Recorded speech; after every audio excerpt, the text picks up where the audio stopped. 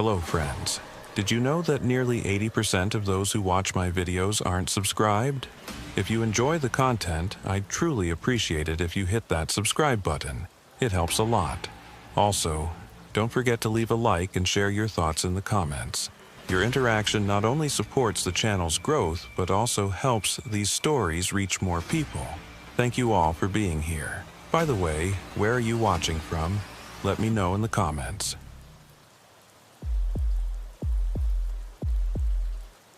The dispatch came through at 11:47 p.m., crackling with static that made Greta Hollins lean forward in her chair and adjust her headset.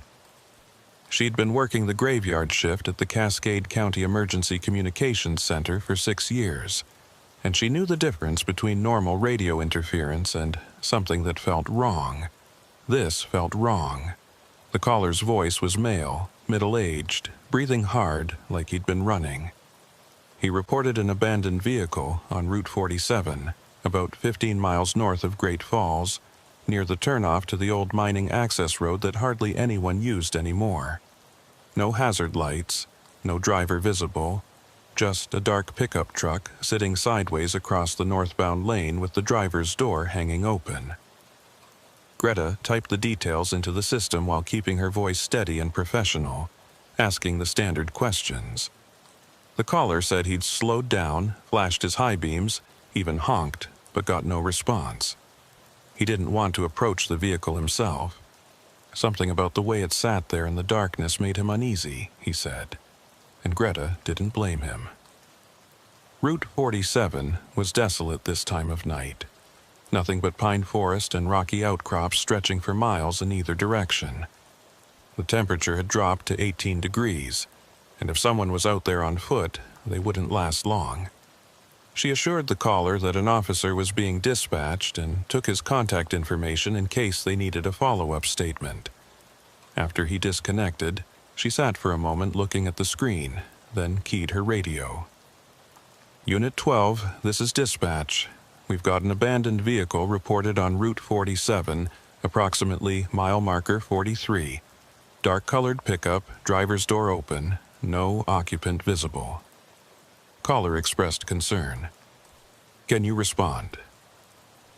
The radio hissed for 3 seconds before Officer Warren Pike's voice came through, rough and tired but alert. He'd been patrolling the Eastern District, dealing with the usual Friday night nonsense. Drunk college kids trying to drive home. A domestic disturbance that turned out to be neighbors arguing about a barking dog. The kind of calls that made him wonder why he'd stayed in law enforcement for 19 years. But an abandoned vehicle in the middle of nowhere, that was different. That had the potential to be something real. He confirmed he was en route and estimated arrival in 20 minutes. Greta updated the call log and settled back to wait, but something nagged at her. She pulled up the location on the mapping system and zoomed in, studying the terrain. Route 47 cut through some of the most isolated country in Montana, and that particular stretch was known for spotty cell reception and the occasional elk crossing that caused accidents. The old mining road that branched off nearby had been closed for decades, ever since the copper operation shut down in the 70s, leaving behind a network of tunnels and rusted equipment that the forest had slowly reclaimed. Local teenagers sometimes used it as a party spot in the summer, but in March, with snow still piled in the shadows and ice coating the back roads, no one went up there. She made a note in the system about the mining road's proximity, just in case it became relevant. Warren's headlights cut through the darkness as he drove north, the center line of Route 47 unspooling beneath him like a yellow ribbon. The heater in his patrol unit struggled against the cold, and he could see his breath misting faintly in the air despite the vents blasting warm air toward his face. The radio played softly, a country station out of Great Falls, but he turned it down as he approached mile marker 40, scanning the road ahead. The forest pressed close on both sides, dense stands of lodgepole pine and Douglas fir creating walls of shadow that his headlights couldn't penetrate. He'd worked this area long enough to know every curve and straightaway, every spot where deer liked to leap out at the worst possible moment, and he felt the familiar tension that came with responding to an unknown situation. At mile marker 43, his headlights swept across the pickup truck, and Warren immediately understood why the caller had felt uneasy. The vehicle sat at an odd angle, nose pointed toward the shoulder but rear end still blocking half the northbound lane, like the driver had started to pull over and then just stopped. It was a late 90s Chevy Silverado, dark blue or maybe black under the dirt and road salt, with Montana plates and a rifle rack visible in the rear window. The driver's door stood wide open, the interior light long since timed out, leaving the cab dark and empty. Warren activated his light bar and pulled to a stop 30 feet behind the truck, positioning his vehicle to protect the scene from any northbound traffic, though he doubted anyone else would be coming through tonight. He radioed his arrival to dispatch and stepped out into the cold, his breath immediately forming clouds in the frigid air. The silence was immense, broken only by the idle of his engine and the faint creak of frozen tree branches swaying in the wind. Warren approached the Silverado with his flashlight raised, the beam cutting through the darkness and illuminating the truck's interior. The keys were still in the ignition, turned to the off position. A thermos sat in the cup holder, and a work jacket lay crumpled on the passenger seat. The floor mats were tracked with mud and pine needles, and there was a faint smell of coffee and cigarette smoke lingering in the cab. Everything looked normal, mundane even, except for the fact that the driver had apparently gotten out and walked away into the night without closing the door. Warren circled the vehicle, his boots crunching on the gravel shoulder, playing his flashlight over the ground. He found footprints almost immediately, work boots, size 10 or 11, heading away from the driver's side and moving toward the tree line on the western shoulder. The prints were clear in the thin layer of snow that dusted the ground, and they didn't waver or stumble. Whoever had left them had walked with purpose, not like someone disoriented or injured. Warren followed the tracks for 20 feet, watching as they led straight into the forest, then stopped at the edge where the trees became too dense for his light to penetrate effectively. He stood there for a long moment listening, but heard nothing except the wind and his own heartbeat. Back at the truck, Warren ran the plates through dispatch. Greta's voice came back within minutes with the registration information. The Silverado belonged to Reuben Castle, 47 years old, address in Choteau, about 50 miles northwest. No warrants, no criminal history, nothing that raised red flags. Warren looked at the photo on file, a weathered face with graying hair and a cautious smile. The kind of man you'd see at a hardware store or a diner and never think twice about.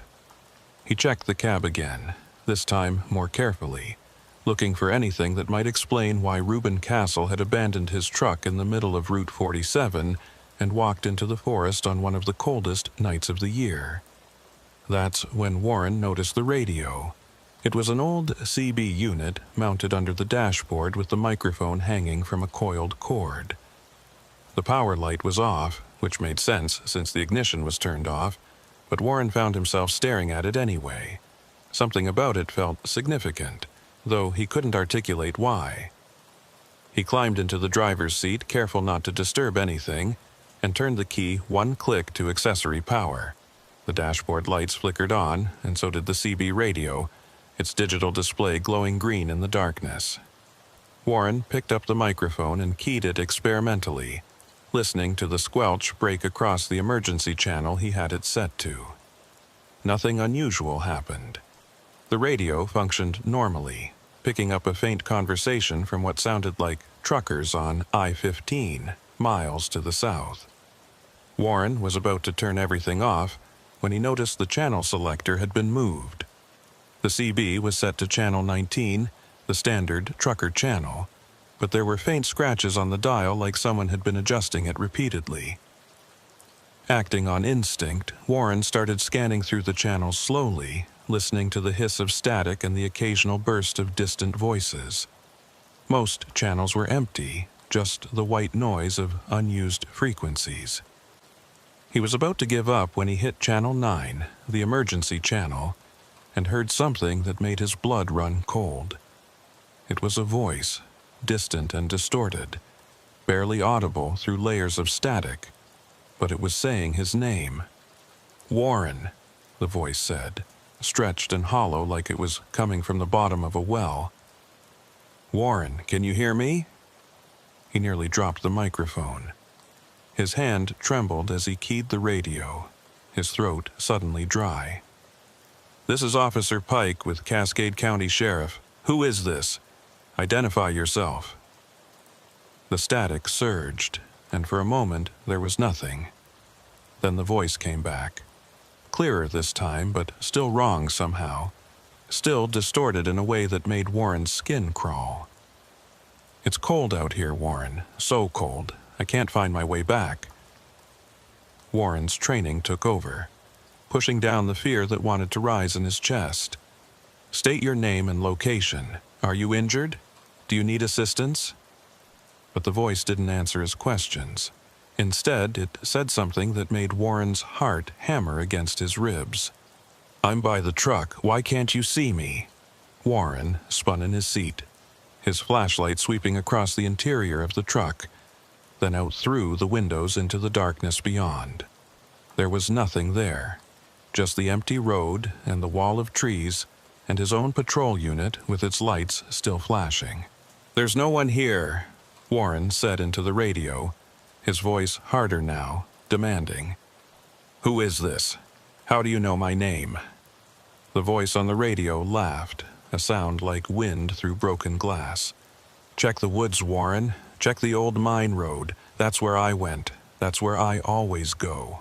And then the transmission cut off, leaving only static. Warren sat in the driver's seat of Reuben Castle's truck, his breath coming fast now, his mind racing.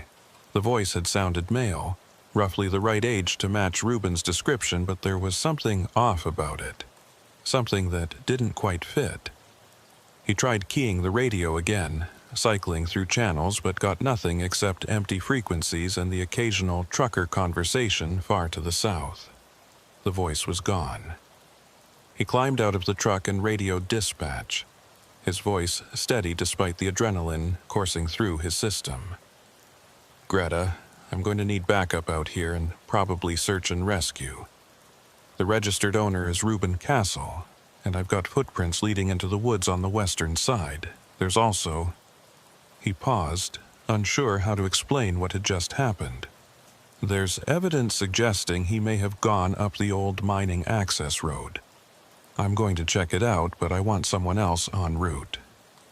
Greta's response was immediate and professional, confirming that she was contacting the on-call search and rescue coordinator and that another unit was being dispatched from Choteau. Warren retrieved a more powerful flashlight from his patrol unit along with his jacket and gloves, preparing for a hike into the woods. But before he left, he leaned into the Silverado one more time and looked at the CB radio. The green display still glowed in the darkness, showing Channel 9. As he watched, the channel suddenly changed by itself, the numbers flickering through frequencies until they stopped on Channel 16. Warren's hand moved to his service weapon, a reflex born from 19 years of expecting the unexpected. Then, as he stood there in the cold with his heart pounding and his breath misting in the air, the radio crackled to life one more time. "I can see you now, Warren," the voice said, and this time it sounded like it was right behind him. Warren spun around so fast he nearly lost his footing on the icy gravel, his flashlight beam sweeping wildly across the darkness behind him. There was nothing there, just his patrol unit with its light bar still rotating, casting red and blue shadows across the empty road and the wall of trees beyond. His hand was on his weapon now, thumb resting on the safety, every nerve in his body screaming that something was fundamentally wrong with this situation. The radio in Reuben Castle's truck hissed with static, the voice gone as suddenly as it had appeared, leaving only the ambient noise of an open channel and Warren's own ragged breathing. He backed away from the Silverado slowly, keeping his flashlight moving, scanning the tree line and the shadows between the vehicles. 19 years on the job had taught him to trust his instincts, and right now every instinct was telling him that he was being watched. The temperature seemed to have dropped even further, if that was possible, and the wind had picked up, causing the pine branches overhead to creak and sway. Warren reached for his shoulder radio, needing to hear Greta's voice, needing the connection to the dispatch center and the world of procedures and protocols that made sense. Dispatch Unit 12. I need that backup expedited. Something's not right out here. Greta's response came immediately, her professionalism a lifeline in the darkness. Copy that, Unit 12.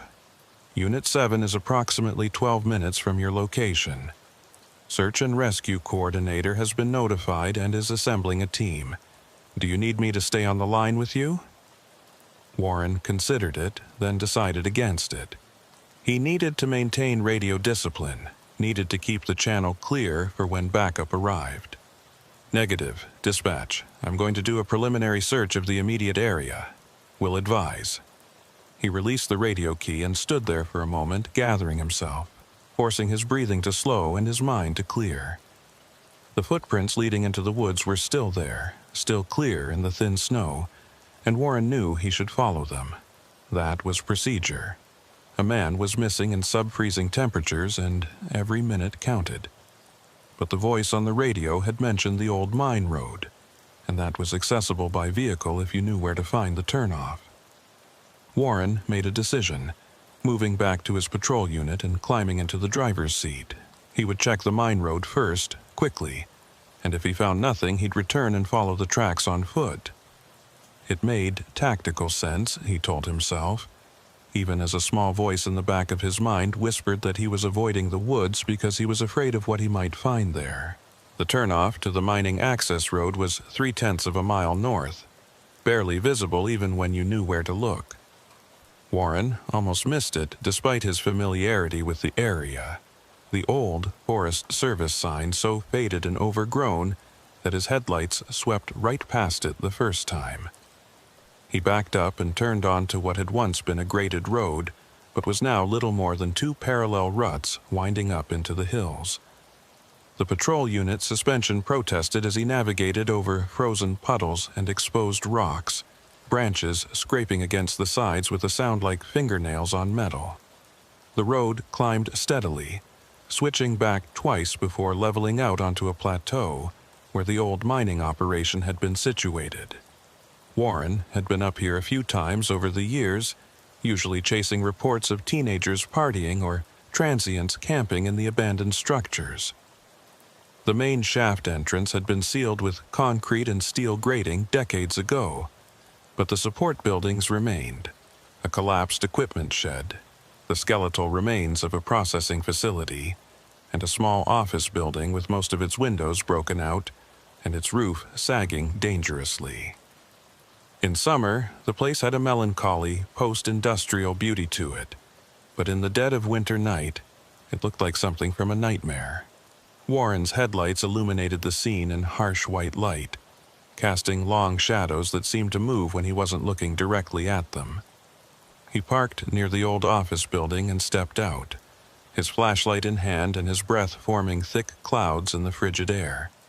The wind was stronger up here, whistling through the broken windows and the gaps in the structures, creating sounds that could have been voices if you let your imagination run. Warren called out, his voice carrying across the empty plateau. "Reuben Castle, this is the Cascade County Sheriff's Department. If you can hear me, make yourself known." The words echoed off the buildings and died in the darkness, and no response came back except the wind. Warren began a systematic search of the area, checking each structure carefully but quickly, aware that time was critical if Reuben was out here somewhere. The equipment at the shed was empty except for rusted machinery and the nests of pack rats. The processing facility was too dangerous to enter, its floor partially collapsed and its walls leaning at angles that suggested imminent failure. That left the office building, and Warren approached it with caution, his flashlight beam preceding him through the empty door frame where a door had once hung. The interior was a mess of broken furniture, scattered paperwork turned to pulp by years of weather exposure, and graffiti covering every available surface. Warren was about to leave, convinced that no one had been here recently when his flashlight beam caught something that made him stop. In the far corner of what had been the main office, someone had cleared away the debris to create a small space. There was a sleeping bag, relatively new, and several empty food containers.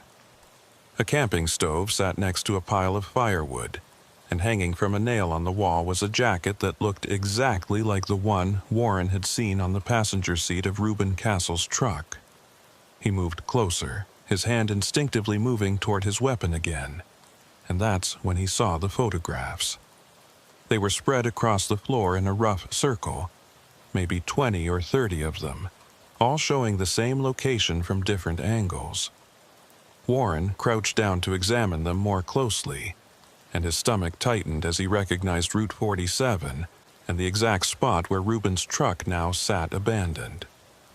But these photos hadn't been taken tonight.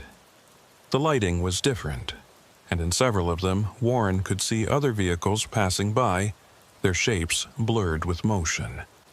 What made his skin crawl was that someone had drawn on the photographs with red marker, circling specific details: the tree line, the mile marker, the angle of the road, and on the back of each photo, written in cramped handwriting, was a date and time. Warren pulled out his phone and started photographing the scene, documenting everything for the investigation that was clearly becoming more complicated by the minute. As he worked, he noticed something else. On the wall behind where the photographs had been laid out, someone had written directly on the concrete in what looked like charcoal or burned wood. The writing was dense, filling nearly the entire wall, and as Warren read it, he felt a chill that had nothing to do with the temperature. It was a log, a detailed account of observations, and it mentioned Route 47 over and over again. But what disturbed Warren most was the signature at the bottom, written large and deliberate: Officer W. Pike, Cascade County Sheriff. His hands were shaking as he took photographs of the wall, his mind racing through possibilities and explanations that all felt inadequate. Someone was either impersonating him or had an obsession with him, and that someone appeared to be Reuben Castle. But why? Warren had never heard that name before tonight, had no memory of any interaction with the man. He pulled out his phone, intending to call this in immediately, but saw that he had no signal. The remote location and the terrain were blocking any cellular service, leaving him isolated and increasingly uncomfortable with his situation. Warren was backing toward the door, still photographing the scene, when his shoulder radio crackled to life. It was Greta, her voice distorted by static but understandable. Unit 12, be advised that Unit 7 has arrived at your location on Route 47. Officer requesting your status.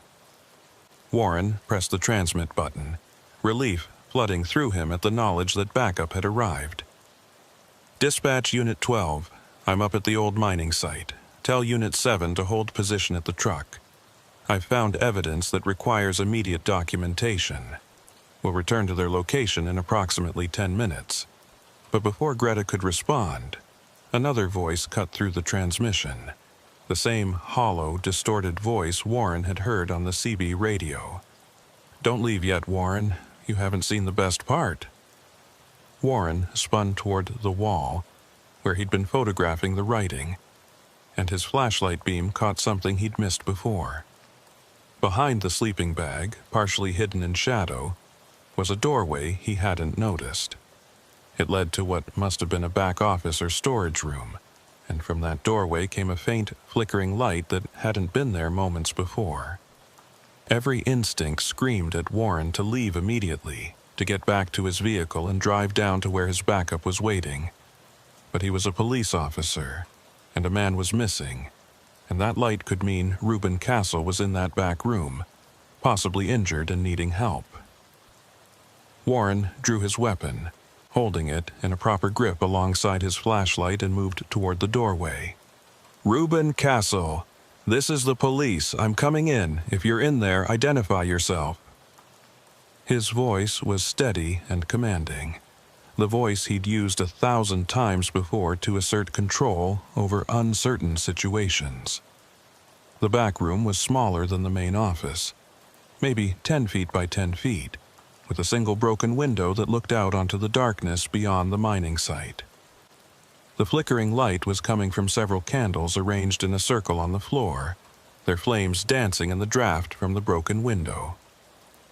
And in the center of that circle, lying face down with his arms spread wide, was a man wearing work clothes and boots that matched the description of Reuben Castle. Warren's training took over completely now, his fear pushed aside by the immediate need to assess and respond. He approached quickly but carefully, checking the corners of the room first to ensure no one else was present, then holstering his weapon and kneeling beside the prone figure. Warren reached out to check for a pulse, his fingers finding the man's neck, and was shocked when he felt warmth and a steady heartbeat. "Sir, can you hear me? This is the police. You're safe now." The man didn't respond, didn't move, and Warren began a quick assessment, checking for injuries or signs of trauma. There was no blood, no obvious wounds, no indication of what might have caused him to be unconscious. Warren keyed his shoulder radio again, calling for immediate medical response, his training overriding the strangeness of the situation. He needed to get this man help, needed to get him down to the road where the ambulance could reach them. As Warren was preparing to move the unconscious man into a recovery position, his flashlight beam swept across the wall behind the circle of candles, and he saw more writing. This was different from the log in the main room, less organized and more frantic, the words overlapping and spiraling across the concrete. Warren's blood ran cold as he read them, because they weren't dated in the past. They were dated in the future. Tomorrow's date, next week's date. Dates stretching forward into March and April and May. And next to each date was a description of events that hadn't happened yet, written in that same cramped handwriting. March 14th. Officer Pike responds to accident on Route 47. Finds his own vehicle. March 21st. Officer Pike receives call about missing person. Discovers he is the missing person. Warren was still staring at the wall, his mind trying to process what he was seeing, when the man on the floor moved. It wasn't the slow, gradual movement of someone regaining consciousness. It was sudden and violent, the man's head snapping up and his eyes opening to stare directly at Warren. But those eyes were wrong, the pupils too dilated, the whites shot through with red, and when the man spoke, his voice was the same distorted, hollow sound Warren had heard on the radio. "Hello, Warren. I've been waiting for you. We've been waiting for you." The man's mouth moved, but the timing was slightly off, like a badly dubbed film, and Warren realized with growing horror that the voice wasn't coming from the man's throat. Warren scrambled backward, his hand going for his weapon again, but the man on the floor didn't pursue him. Instead, he sat up slowly, cross-legged within the circle of candles, his head tilting at an angle that looked anatomically impossible. "You don't remember me, do you?" the hollow voice said, seeming to come from everywhere and nowhere at once. Route 47, October 12, 2003. You were driving north, late shift, tired from a double. I was driving south, trying to get home to my wife in Choteau. Do you remember? Warren's mind raced back through the years, trying to find the memory, and then it hit him with the force of a physical blow. October 2003, 22 years ago, when he was new to the force and still learning the roads. He'd been exhausted after working 16 hours straight, covering for a sick colleague, and he'd drifted over the center line for just a second on a curve. There had been headlights, a horn blaring, the sickening crunch of metal, and then darkness. Warren had woken up in the hospital 3 days later with a concussion and a broken collarbone. The other driver hadn't been so lucky. The report had said he died at the scene, but Warren had been cleared of any wrongdoing. The investigation determined that the other driver had been speeding and that the accident was unavoidable given the road conditions and visibility. Reuben Castle, Warren whispered, the name finally connecting to a face he'd tried to forget for more than 2 decades. You died in that crash. The man in the circle nodded slowly, that terrible smile spreading across his face. I did, but I never left. I've been here, Warren, on this road, in these woods, in this mine, waiting and watching and learning. And now you're going to understand what it's like to be stuck in one moment forever, to be trapped in the place where everything ended. The candles flared suddenly, their flames shooting up a foot high, and Warren felt the temperature in the room drop so quickly that frost began forming on the walls. Warren's radio crackled with Greta's voice, urgent now and worried. Unit 12, Unit 7 reports they can see your vehicle at the mine site, but you're not responding to horn signals. What's your status? Warren grabbed for his radio, pressing the transmit button, but the only sound that came out was static mixed with that hollow, distorted laughter. He ran for the door, his breath coming in ragged gasps, his flashlight beam bouncing wildly as he fled the office building and sprinted toward his patrol unit.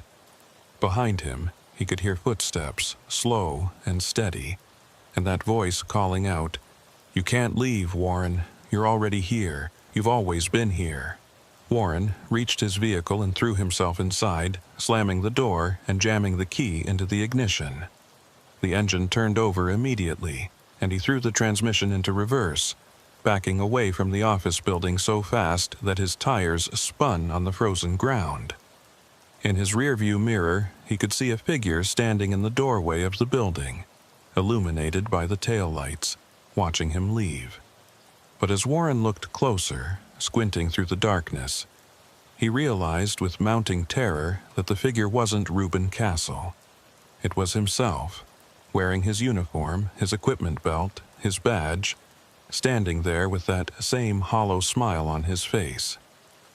Warren didn't slow down until he reached Route 47, his patrol unit fishtailing as he turned onto the paved road. Unit 7 was there, Officer Mendoza leaning against the hood of his vehicle, and Warren had never been so glad to see another human being in his entire life. He practically fell out of his vehicle, his legs shaky and his hands trembling, and Mendoza immediately moved toward him with concern on his face. "Pike, what the hell happened up there? You look like you've seen a ghost." Warren wanted to laugh at the accuracy of that statement, but instead he just shook his head and tried to get his breathing under control. "Radio isn't working right," Warren managed to say, his voice hoarse. "Need to call this in directly to Greta. We've got a situation up at the mine and it's—" He paused, trying to find words that would make sense, that wouldn't make him sound completely insane. "It's complicated. We need more units, and we need to seal off this entire area." Mendoza was already reaching for his radio, but before he could key it, both their radios crackled to life simultaneously. It was Greta's voice, but she sounded confused and distressed. "All units, please be advised. We're receiving multiple 911 calls about an officer down on Route 47, mile marker 43. Callers report a sheriff's vehicle in the ditch with an unresponsive officer inside. All available units respond immediately." Warren and Mendoza looked at each other, then turned to look at Reuben Castle's abandoned Silverado, still sitting where Warren had found it with the driver's door open. And there, pulled off onto the shoulder just beyond it, was another Cascade County Sheriff's Patrol unit, its light bar dark and its front end nose down into the shallow ditch. Warren felt his knees go weak because he recognized that unit. The number on the roof, visible in Mendoza's headlights, was Unit 12. His unit. But his unit was right here, parked on the road behind him, the engine still ticking as it cooled. Warren turned slowly, looking at his own patrol vehicle, and saw that the roof number was different. It read Unit 12A, a designation that didn't exist in their department. Mendoza was already running toward the vehicle in the ditch, his flashlight beam cutting through the darkness, and Warren forced himself to follow, even though every fiber of his being was screaming at him to run the other direction. As they approached, Warren could see through the windshield that there was indeed someone in the driver's seat, slumped over the steering wheel. Mendoza reached the driver's door first and pulled it open, then immediately recoiled, his flashlight falling from his hand. Jesus Christ, Pike, it's you. It's you in there. Warren looked into the vehicle and saw his own face staring back at him, his own body wearing his own uniform. But the eyes were vacant and lifeless, and there was no rise and fall of breath in the chest. Warren heard himself talking, heard the words coming out of his mouth as he radioed for additional units and medical response. But it was like he was operating on autopilot, his conscious mind unable to fully process what he was seeing. Mendoza was asking him questions, demanding explanations, but Warren had none to give. He could only stand there in the cold, watching as more units arrived and the scene filled with flashing lights and radio chatter, and wonder if the thing he'd met in the office building at the mine was right. Maybe he'd never left Route 47. Maybe he'd been here all along, trapped in this moment, living and reliving the night that Reuben Castle's ghost came looking for closure.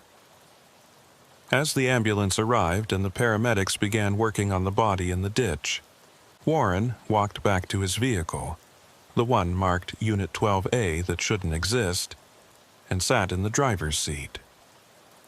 He picked up the CB microphone from Reuben's truck, which he'd taken as evidence, and turned it on. The radio was set to Channel 9, and as Warren keyed the microphone, he heard his own voice coming back to him through the speaker, distant and distorted and hollow. "Warren," his voice said from somewhere else, somewhere in the past or the future or the eternal present of Route 47. "Warren, can you hear me? It's cold out here, so cold I can't find my way back." The Cascade County Sheriff's Department administrative building was fluorescent bright and aggressively normal when Warren walked through its doors at 6:47 a.m., exactly 7 hours after he'd first responded to the call about an abandoned vehicle on Route 47. The normalcy felt like an assault after what he'd experienced. The harsh lighting and the smell of burnt coffee, and the sound of keyboards clicking seeming to belong to a different world entirely. Warren had driven back in silence, following Mendoza's unit, his hands white-knuckled on the steering wheel of the patrol vehicle that shouldn't exist, but somehow did. Unit 12A. Every time he glanced at the dashboard or caught sight of the vehicle number in his mirrors, his stomach twisted with a sick feeling that went beyond simple fear. Sheriff Mackenzie was waiting in her office, her expression grave but controlled. She was a compact woman in her late 50s who'd worked her way up through the ranks over 30 years, and Warren had always respected her ability to remain calm under pressure. But even she looked shaken as she gestured for Warren and Mendoza to sit down, closing the door behind them and drawing the blinds on the interior windows that looked out onto the bullpen. "I've read Mendoza's initial report," she said without preamble, settling into her chair and fixing Warren with a steady gaze. "Now, I need to hear it from you, Pike, all of it. And I need you to know that nothing you say leaves this room unless you want it to." Warren took a deep breath and began talking, laying out the events of the night in chronological order. The abandoned Silverado, the footprints leading into the woods, the voice on the CB radio that knew his name. His decision to check the old mining site, finding the camping setup with the photographs and the writing on the wall. The unconscious man who turned out to be Reuben Castle, or something wearing Reuben Castle's face. The predictions written on the wall, dated in the future. And finally, the discovery of his own body in Unit 12, slumped over the steering wheel in the ditch, while he somehow stood there breathing and alive in a vehicle that bore a designation their department didn't use. Sheriff Mackenzie listened without interrupting, her fingers steepled in front of her face, and when Warren finished, she was quiet for a long moment. Mendoza shifted uncomfortably in his chair, and Warren could feel the weight of his colleague's uncertainty. They'd worked together for 5 years, but this was beyond anything either of them had trained for. Finally, the sheriff spoke, her voice measured and careful. The body that was recovered from the vehicle in the ditch has been transported to the county medical examiner. Preliminary identification confirms it matches your physical description, Pike, including a scar on your left forearm from that fence accident in 2019 and a tattoo on your right shoulder. Fingerprints are being processed now. Warren felt the room tilt slightly, his vision narrowing at the edges. He looked down at his left forearm and pushed up his sleeve, revealing the thin white line where he'd torn his arm open on barbed wire while pursuing a suspect. The scar was there, exactly as it should be. He'd gotten the tattoo, a simple compass rose, after his daughter was born, a reminder to always find his way home to his family. That was on his right shoulder, hidden beneath his uniform. "That's impossible," Warren said, but his voice lacked conviction because nothing about the last 7 hours had been possible, and yet all of it had happened. "The vehicle you drove back in," Sheriff Mackenzie continued, pulling out a file and opening it on her desk, "is registered to this department, but you're right that we don't use the A designation. According to our records, Unit 12A was decommissioned in 2004 after being totaled in a collision. The vehicle was sold for scrap, and the designation was retired." She turned the file toward Warren, and he found himself looking at photographs of a patrol unit, twisted metal and shattered glass, being loaded onto a flatbed truck. The date stamp on the photos read October 14, 2003. 2 days after his accident with Reuben Castle. Warren's hands began to shake, and he clasped them together tightly to keep the tremor from showing. "The accident I was in," he said slowly, the words feeling heavy in his mouth. "The one with Reuben Castle. That was Unit 12A, wasn't it?" The sheriff nodded, her expression sympathetic but also deeply concerned. "You were driving that vehicle when you crossed the center line. The collision totaled both vehicles. Castle died at the scene. You were airlifted to Great Falls and spent 3 days in ICU. The accident review board cleared you of negligence, determined it was unavoidable given the circumstances. Road conditions, visibility, fatigue." Mendoza was looking between them, confusion evident on his face. "I don't understand. If that vehicle was scrapped 22 years ago, how did Pike drive it back here tonight? And how is there a body in Unit 12 that looks exactly like him?" Those were the questions that mattered, the ones that cut through all the supernatural impossibility and demanded answers that the rational world couldn't provide. Warren found himself thinking about the wall at the mine, the predictions written in that cramped handwriting. March 14th, March 21st. Dates that hadn't happened yet but somehow had already been recorded. Sheriff Mackenzie stood up and moved to her window, looking out over the parking lot where the morning sun was just beginning to paint the eastern sky in shades of pink and gold. "I've been doing this job for 30 years, she said quietly. "And I've learned that there are some things we can't explain. We can document them, we can investigate them, but we can't always understand them. What I need to know, Pike, is whether you're fit for duty, whether you can continue working, or whether you need time to process what happened. Warren thought about that question, really thought about it, and realized he didn't know the answer. Part of him wanted to turn in his badge right now, walk away from Route 47 and the old mine and the impossible things he'd seen, and never look back. But another part of him, the part that had been a cop for 19 years, knew that walking away wouldn't solve anything. If he was somehow trapped in a loop, if the thing wearing Reuben Castle's face was right about him never leaving that night in 2003, then running wouldn't help. He needed to understand what was happening, needed to find a way to break whatever cycle he'd fallen into. "I need to go back," Warren said. And even he was surprised by the certainty in his voice. "To the mine. There's something there, something connected to Castle and to me and to that accident. The writing on the wall, those predictions, they're not random. They're showing me something, warning me about something.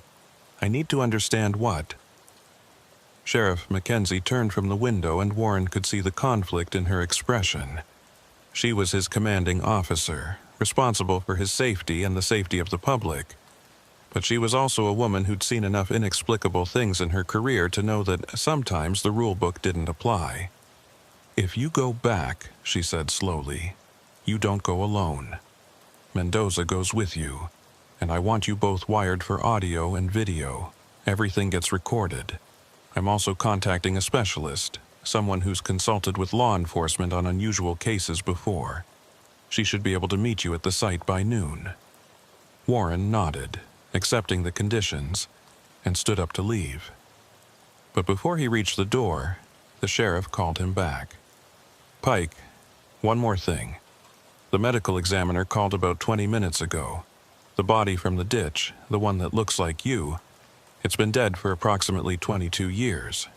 Carbon dating of the tissue, decomposition patterns, everything points to it dying in 2003. But it looks fresh, like it died last night." The words hung in the air between them, impossible and undeniable, and Warren felt something shift in his understanding of reality. He wasn't dealing with a ghost or a haunting in the traditional sense. This was something else, something that bent the rules of time and space and life and death. He thought again about the voice on the radio, his own voice, saying he was cold and couldn't find his way back. Maybe he'd never made it out of that collision in 2003. Maybe everything since then. His recovery, his career, his daughter being born, all of it had been some kind of echo, a possibility that existed parallel to the reality where he'd died with Reuben Castle on Route 47. Warren left the sheriff's office and walked through the bullpen, aware of the other officers watching him with expressions that ranged from concern to curiosity to barely concealed suspicion. News traveled fast in a small department, and by now, everyone knew something strange had happened on Route 47. He stopped at his desk and sat down, pulling up his computer and doing something he probably should have done hours ago. He searched the department database for Reuben Castle, looking for any connection between them beyond the accident in 2003. What he found made his blood run cold. There were 7 entries, 7 separate incidents where Reuben Castle's name appeared in reports, and all of them were dated after his death.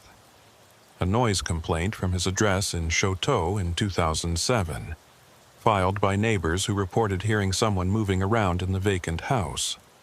A welfare check in 2011, requested by a postal worker who'd seen someone matching Castle's description at the property.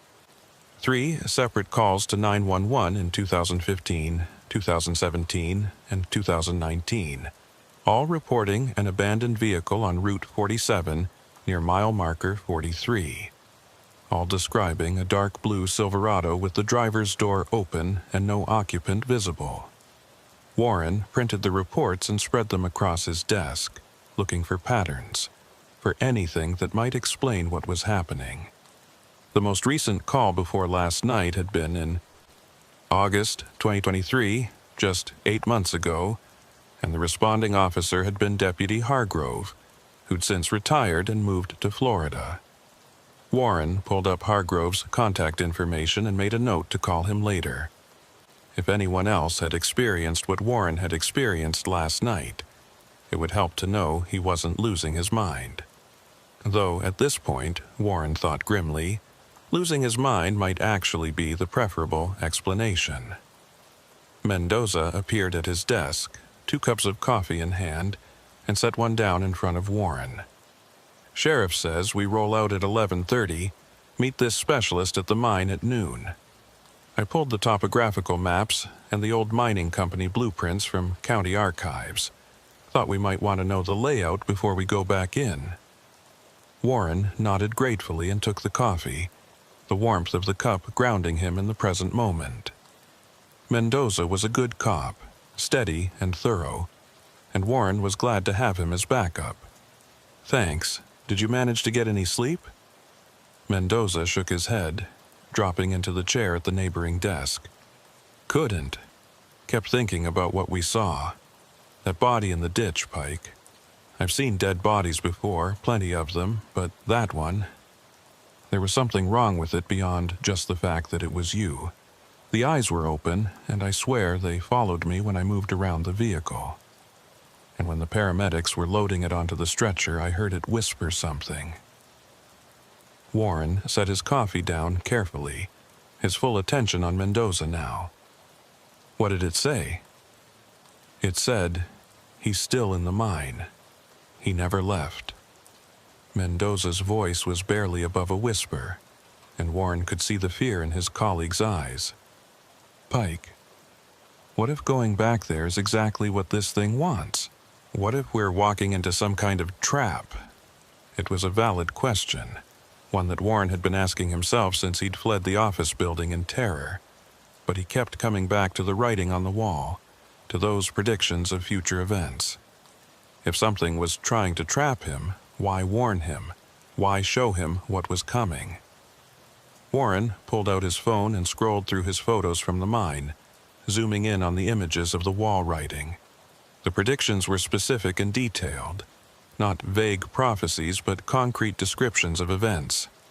March 14th. Officer Pike responds to accident on Route 47, finds his own vehicle. That was 3 weeks away. March 21st. Officer Pike receives call about missing person, discovers he is the missing person. 4 weeks. The pattern suggested that whatever was happening would escalate, that Warren would be drawn back to Route 47 again and again until something resolved, or until he became permanently trapped there, like Reuben Castle. Greta appeared from the dispatch center, her expression worried, and Warren waved her over. She'd been on shift all night, should have gone home hours ago, but she'd stayed to make sure Warren was all right. "I've been reviewing the 911 recordings," she said without preamble, pulling up a tablet and queuing up an audio file. "The initial call about the abandoned vehicle, the one that sent you out there. I want you to listen to something." She hit play, and Warren heard the caller's voice, the middle-aged man who'd reported seeing Reuben's truck on the side of the road. But as Warren listened more carefully, as Greta had obviously done, he realized something was off about the voice. It had the same hollow quality, the same slight distortion, as the voice he'd heard on the CB radio, and when the caller gave his contact information, the phone number he provided was disconnected, according to the records Greta had pulled. The call came from a prepaid cell phone, purchased in Great Falls in 2003 and reported lost in the same year.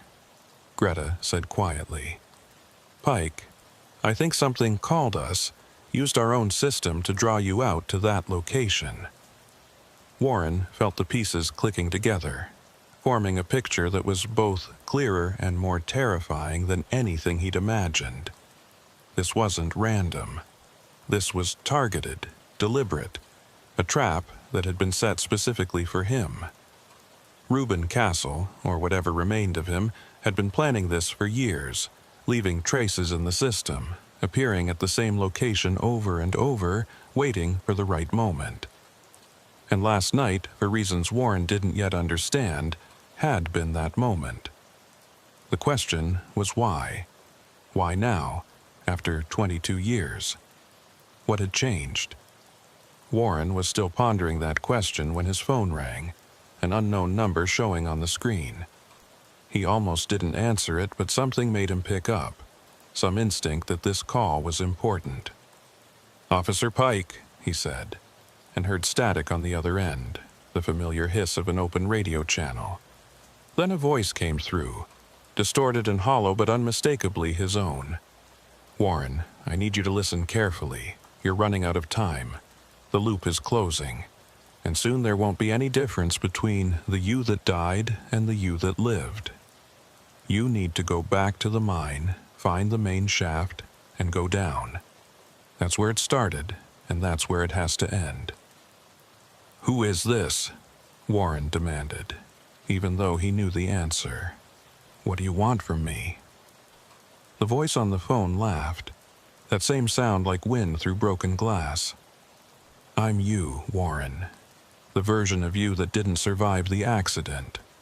The one that's been stuck on Route 47 for 22 years, watching you live the life I should have had.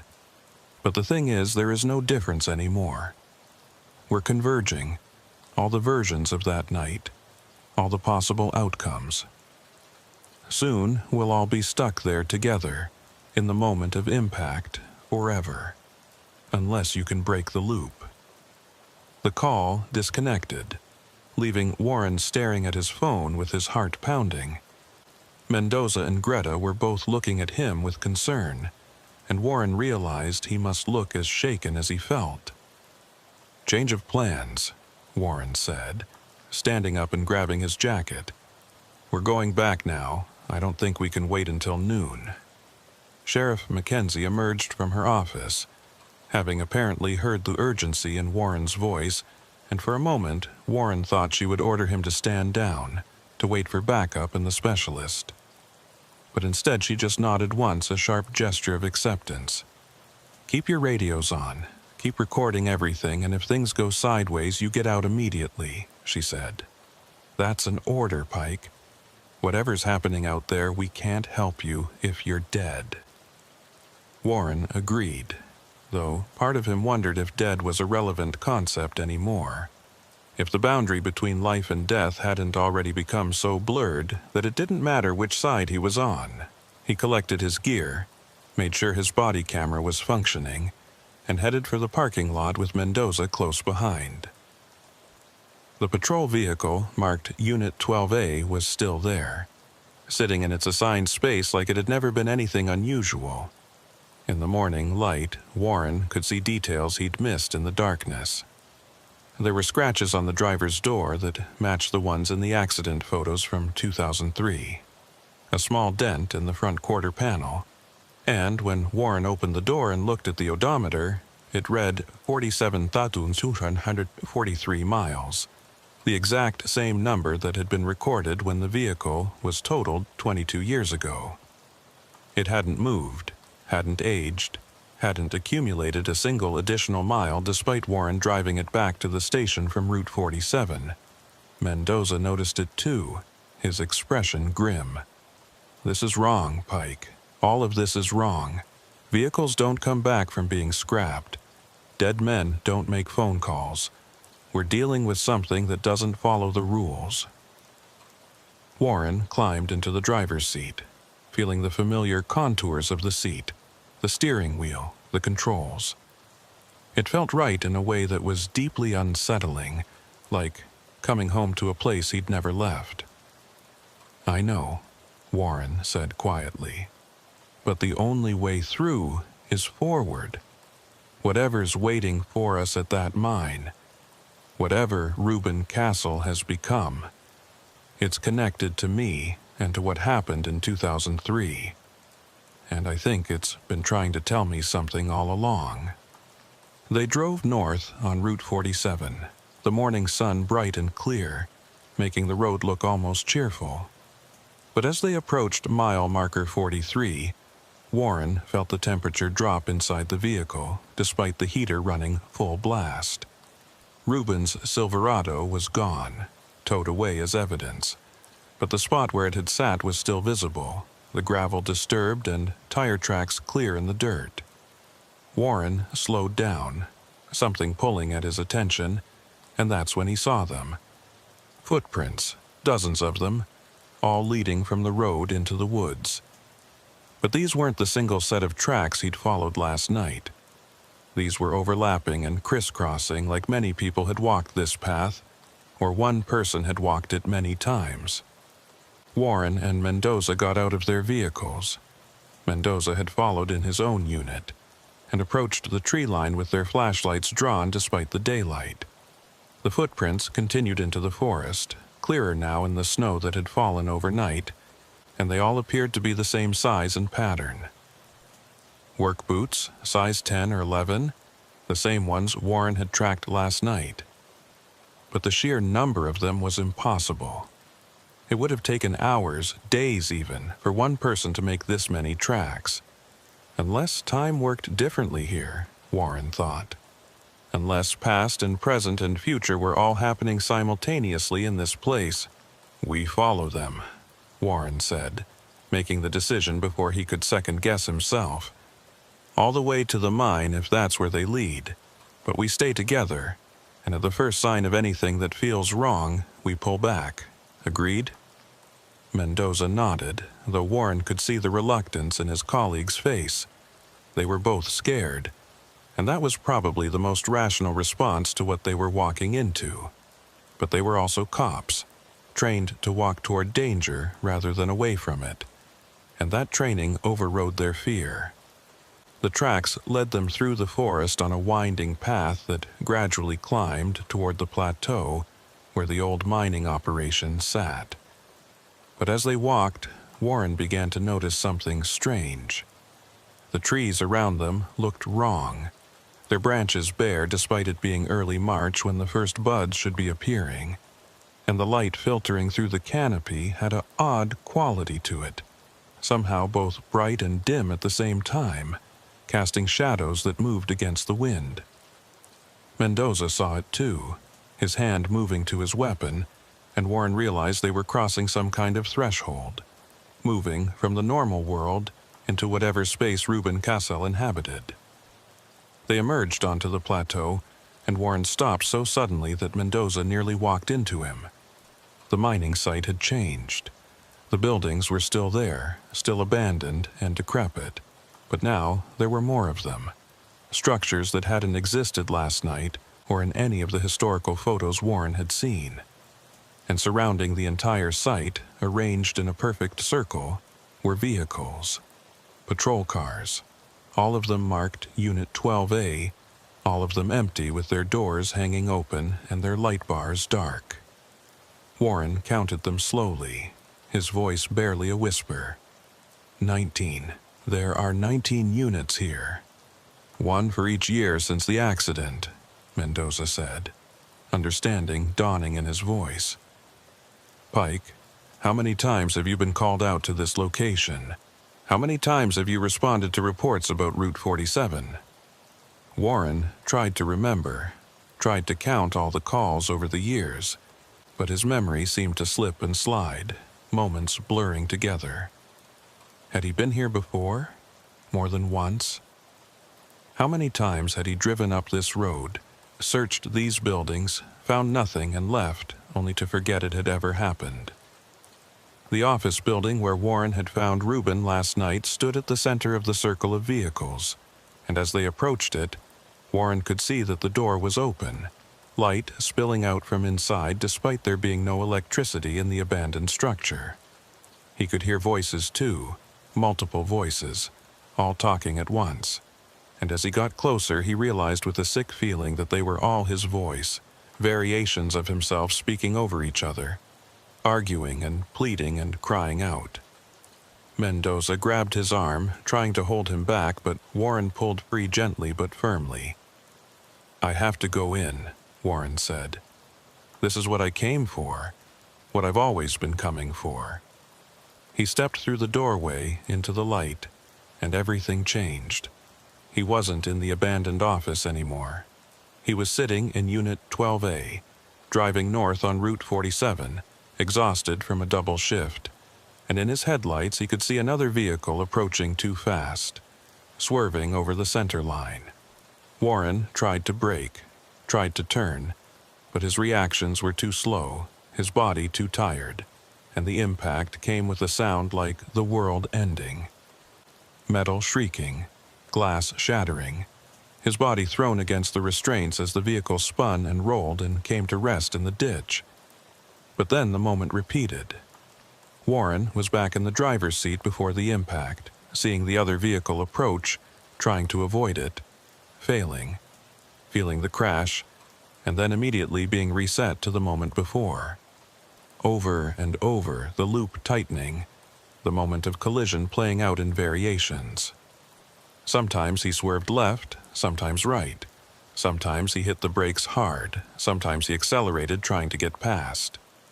But every version ended the same way, with the crash and the darkness, and then the reset. And through it all, Warren could hear Reuben Castle's voice, hollow and distorted, speaking the truth that Warren had been avoiding for 22 years. "You didn't survive either, Warren. We both died that night. Everything after is just echoes, possibilities, the universe trying to figure out what should have happened. But the loop is closing now. All the versions are converging, and soon there will be nothing left but this moment, forever." Warren opened his eyes and found himself standing in the office building at the mine, Mendoza gripping his shoulder and shaking him hard. "Pike! Pike, snap out of it.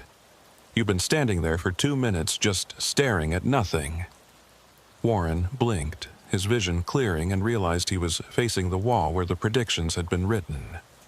But now there were more of them, filling every available surface, spiraling up toward the ceiling and down toward the floor. Dates and times and descriptions of events, all in that cramped handwriting that Warren was beginning to recognize as his own. He stepped closer, ignoring Mendoza's protests, and read the newest entries. They were dated today, March 1st, 2025, with timestamps that started at 6:47 a.m. and continued forward. Officer Pike returns to department, reviews database entries for Reuben Castle. Officer Pike receives phone call from himself, warnings about convergence. Officer Pike returns to mine site at 9:23 a.m. with Officer Mendoza. Warren checked his watch. It was 9:23 a.m. exactly. The predictions weren't predictions at all. They were recordings of events that had already happened, that were happening, that would always happen in this place where time had folded in on itself. "We need to leave," Mendoza said urgently, his voice tight with barely controlled fear. "Right now, Pike, this place is wrong, and we're not equipped to handle whatever's happening here." Warren wanted to agree, wanted to turn around and walk out and never come back, but he knew it wouldn't matter. He'd tried leaving before in all those other versions that he could now remember like fragments of dreams. He'd driven away from Route 47 dozens of times, hundreds maybe, and every time something had pulled him back. A call from dispatch, an accident report, a nagging feeling that he'd forgotten something important. The loop always closed, always brought him back to this moment. Warren pulled out his phone and called Sheriff Mackenzie, putting her on speaker so Mendoza could hear. "Sheriff, I need you to pull all the dispatch records for Route 47 going back to 2003. Every call, every response, every unit that's been sent to this location. Cross-reference them with my duty logs." There was a pause, the sound of typing, and then the sheriff's voice came back sounding confused and concerned. "Pike, that's going to be a long list. According to the system, you've responded to calls at this location 847 times over the last 22 years. That can't be right. That would mean you've been out there almost once a week for your entire career." Mendoza's face had gone pale, and Warren felt a strange calm settling over him. It made sense now, all of it. The gaps in his memory, the feeling that days sometimes repeated, the way certain conversations felt like they'd happened before. He hadn't been living a normal life for the past 22 years. He'd been cycling through variations of the same events, trapped in a pattern that kept bringing him back to Route 47, to this mine, to the moment of collision with Reuben Castle.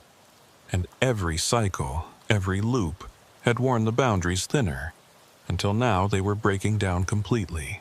"Sheriff, I need you to do something else," Warren said, his voice steady despite the tremor in his hands. "Pull up my personnel file.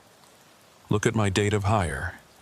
More typing, another pause, and when Sheriff Mackenzie spoke again, her voice had changed, gone soft with something that sounded like grief.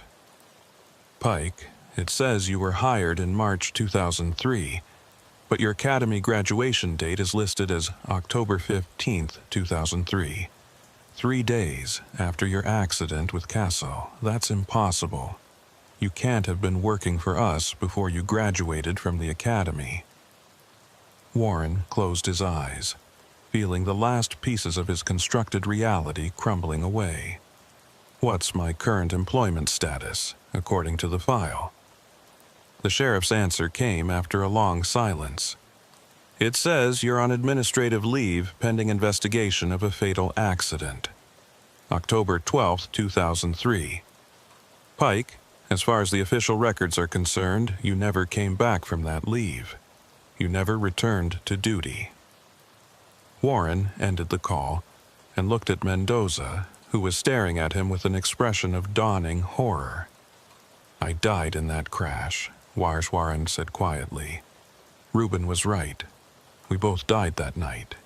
But somehow part of me didn't accept it, didn't want to let go, and I've been acting out this fantasy of continuing to work, continuing to live, while actually I've been stuck here the whole time."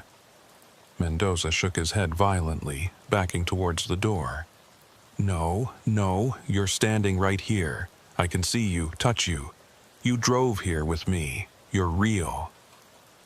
Warren reached out and grabbed Mendoza's arm, and for just a second he felt the contact, solid and warm and human. But then something shifted, and he could see his hand passing through Mendoza's arm like smoke through air. Mendoza stumbled back with a cry of shock, and Warren looked down at himself, really looked, and saw that he was flickering like a bad television signal. Solid one moment, translucent the next, his uniform shifting between the current style and the older version he'd been wearing in 2003. "You need to leave," Warren told him. "Get out of here while you still can. Go back to the department and tell the sheriff everything. Tell her the loop is breaking, and when it does, this whole place might collapse." But before Mendoza could move, the door to the back room opened and Reuben Castle walked out. Except he wasn't the shambling, possessed figure from last night. He looked like the man in the photographs Warren had seen, healthy and whole, wearing work clothes and a resigned expression. "He can't leave, Warren. None of us can. We're all part of the same moment now, frozen in the second before impact. Your friend Mendoza made the mistake of crossing the threshold. Now he's stuck here with us." Warren turned to look at the door, the exit to the normal world, and saw that it was gone. The wall was solid concrete, no doorway visible, as if it had never existed. Mendoza was pounding on the wall, shouting into his radio for backup, but Warren could see that it was useless. They were sealed inside now, inside the moment, inside the loop that had been Warren's prison for 22 years. "What do you want, Reuben?" Warren asked, turning back to face the man he'd killed. "Why pull me here? Why involve him? If this is about revenge, just end it." Reuben laughed, but it was a bitter, hollow sound without any real humor. "Revenge? Warren, this isn't about revenge. This is about escape. You think I want to be stuck here? I've been trapped in the moment of my death for more than 2 decades, watching you live out your fantasy life, going through the motions of being a cop, while actually you're just as dead as I am. But the thing is, The loop isn't stable. It's breaking down. And when it finally collapses, we'll both cease to exist entirely. Unless we can find a way to break it from the inside. Warren moved closer, studying Reuben's face, looking for deception but finding only desperate honesty. How? If we're both dead, if this whole thing is just some kind of temporal echo, how do we break it?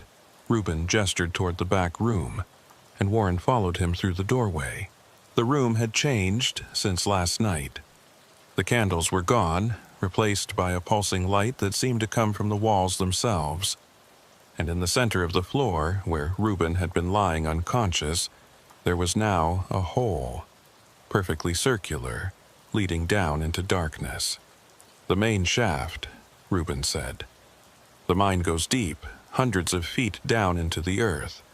And at the bottom, there's something that predates the mining operation, predates the forest and the road and everything else. Some kind of temporal anomaly, a place where time doesn't flow properly. When we died in that crash, our final moments got caught in its gravity, pulled into its orbit, and we've been spiraling around it ever since. But if we can reach the center, if we can get all the way down to the anomaly itself, maybe we can break the pattern. Warren looked into the hole, seeing the darkness below, and felt a pull that was both terrifying and strangely familiar. And what happens if we do break it? Do we just cease to exist? Do we get another chance? What? Reuben shook his head slowly. I don't know. Maybe we get to actually die properly this time. Maybe we get pulled into whatever comes after. Or maybe we get scattered across all the possible timelines, living out every variation of that night. But anything is better than this, Warren. Anything is better than being stuck in the moment of our deaths forever. Mendoza had joined them in the back room, his radio silent now, his face resigned to whatever was happening. If you two are going down there, he said quietly, I'm coming with you. I don't know what's real anymore, but I know I'm not staying up here alone.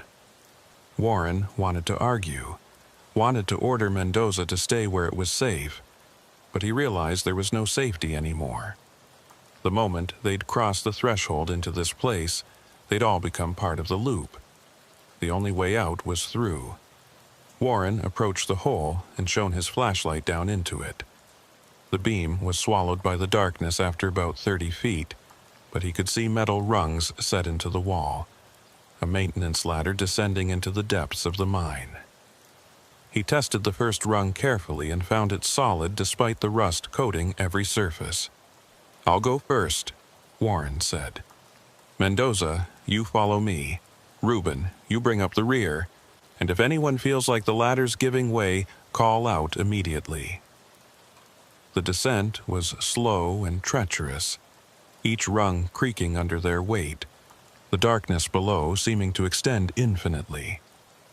Warren counted the rungs as he climbed down, trying to keep his mind focused on the physical task rather than the impossibility of what they were doing. 50 rungs, 100, 200. The air grew colder as they descended, their breath forming thick clouds that glowed faintly in their flashlight beams. And gradually, Warren began to hear sounds echoing up from below. Voices, metal on metal, the roar of an engine. Familiar sounds that made his heart race.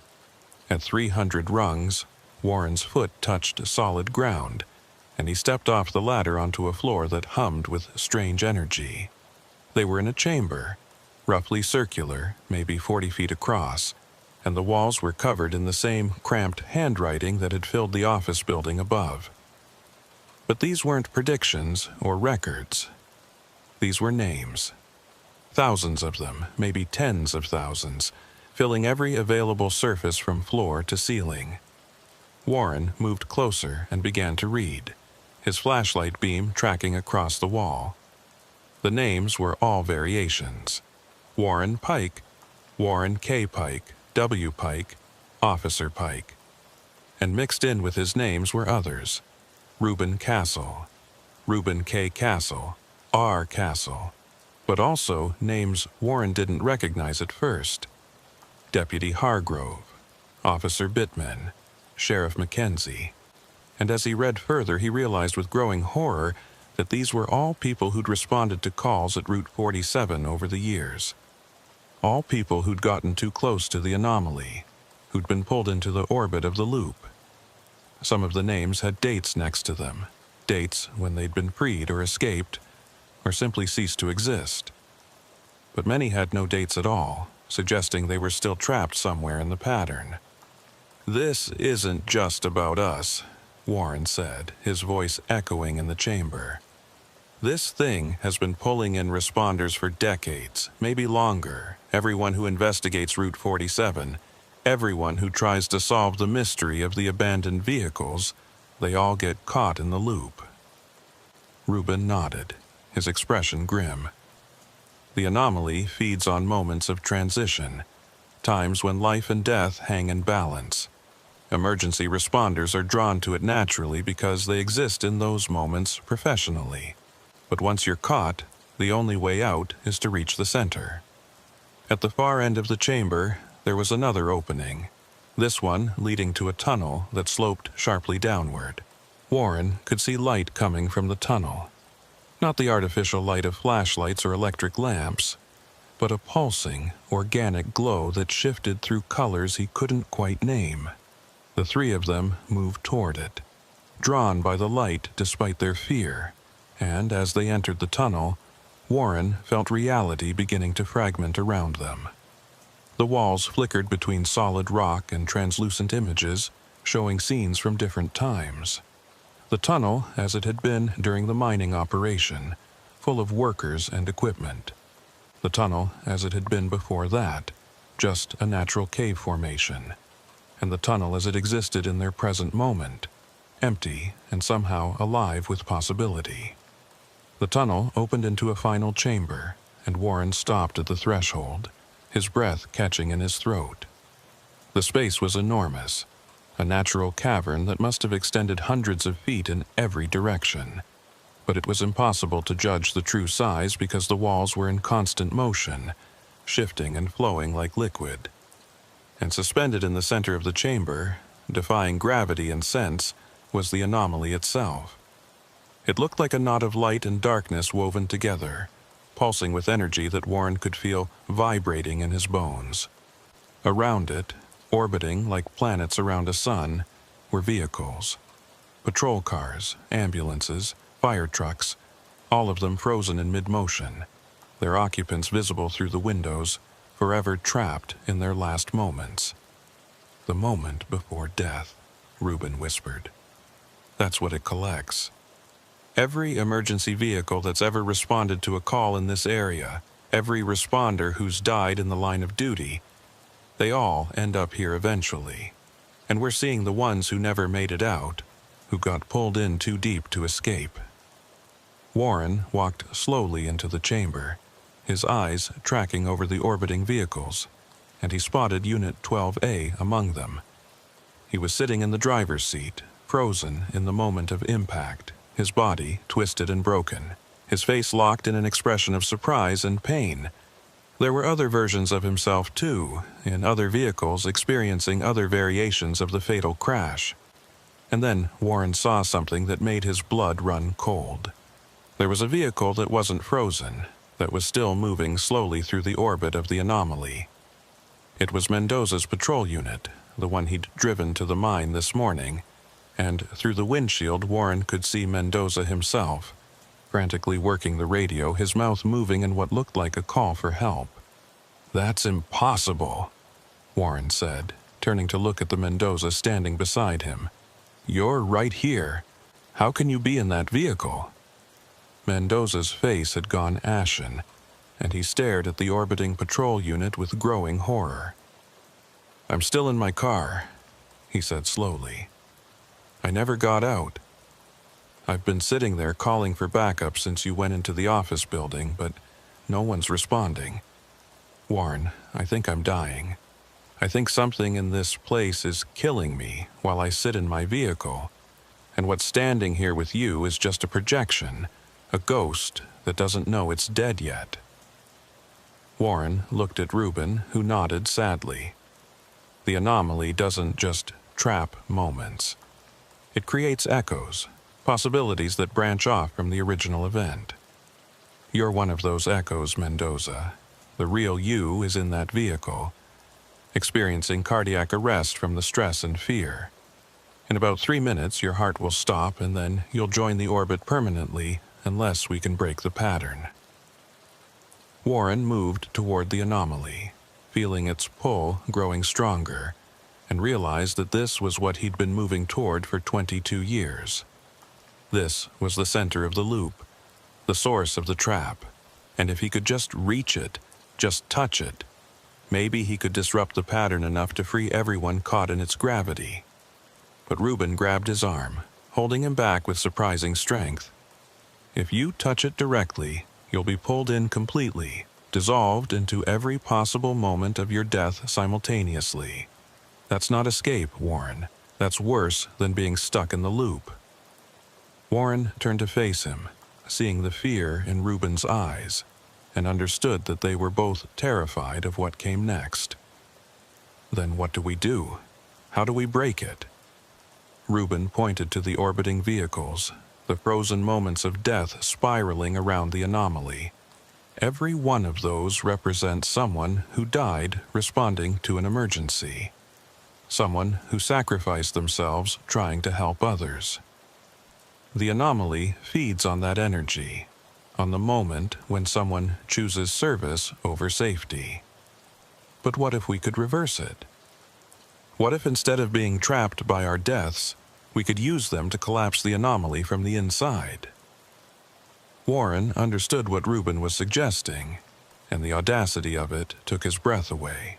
They would have to willingly enter the anomaly, accept their deaths fully and completely, and in doing so, create a paradox that the temporal knot couldn't sustain. If we do this, Warren said quietly, there's no coming back. No echoes, no loops, no second chances. We'll be erased from every timeline, every possibility. It'll be like we never existed at all. Reuben smiled, and for the first time since this nightmare began, it looked genuine. Good. I'm tired of existing like this. I want to actually die, properly, and take this thing with me so no one else has to go through what we've been through. Warren looked at the echo of Mendoza standing beside them, knowing that the real Mendoza was dying in his vehicle and that freeing him was the only way to save his life. Warren and Reuben moved toward the anomaly together, their hands clasped like they were old friends rather than victim and killer, and as they approached, the pulsing light grew brighter and more intense. The orbiting vehicles began to move faster, their paths becoming erratic, and Warren could hear screaming coming from inside them, the trapped souls sensing that something was changing. Warren thought about his daughter, the one he'd believed he had for 22 years, but who might never have existed outside this loop. He thought about Sheriff Mackenzie and Greta and all the people he'd worked with, wondering if they would remember him once the anomaly collapsed, or if his absence would create a new timeline where he'd died in 2003 and never returned to duty. They stepped into the light together, and Warren felt his body beginning to come apart, his molecules separating as the anomaly pulled him into every possible moment of his death. He was in Unit 12A, experiencing the collision from every angle. He was in the hospital, dying on the operating table. He was on Route 47, bleeding out in the wreckage while paramedics tried desperately to save him. And he was here, in the chamber beneath the mine, choosing to end the loop and free everyone trapped within it. The pain was immense, beyond anything Warren had ever experienced, but so was the relief. After 22 years of being stuck, he was finally moving forward, finally reaching the conclusion that should have come the night of the accident.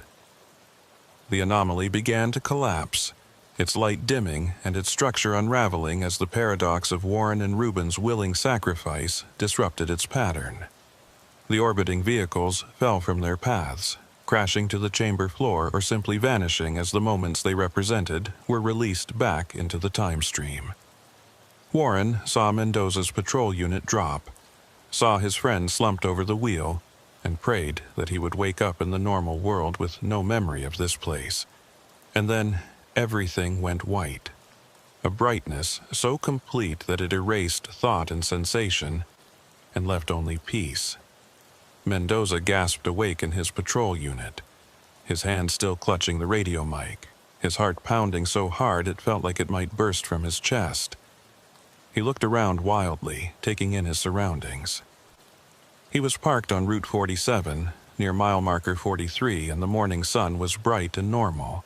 There was no sign of Warren's vehicle, no abandoned Silverado, no evidence that anything unusual had happened here. Mendoza's radio crackled to life, Greta's voice coming through with professional concern. "Unit 7, respond. We lost your signal for approximately 20 seconds. What's your status?" Mendoza keyed his mic, his voice shaky. "Unit 7, I'm okay. I think I fell asleep at the wheel. I'm at Route 47, mile 43, requesting permission to return to station." Greta's response was immediate. "Copy that, Unit 7. Return to station and report to the sheriff. We were worried about you."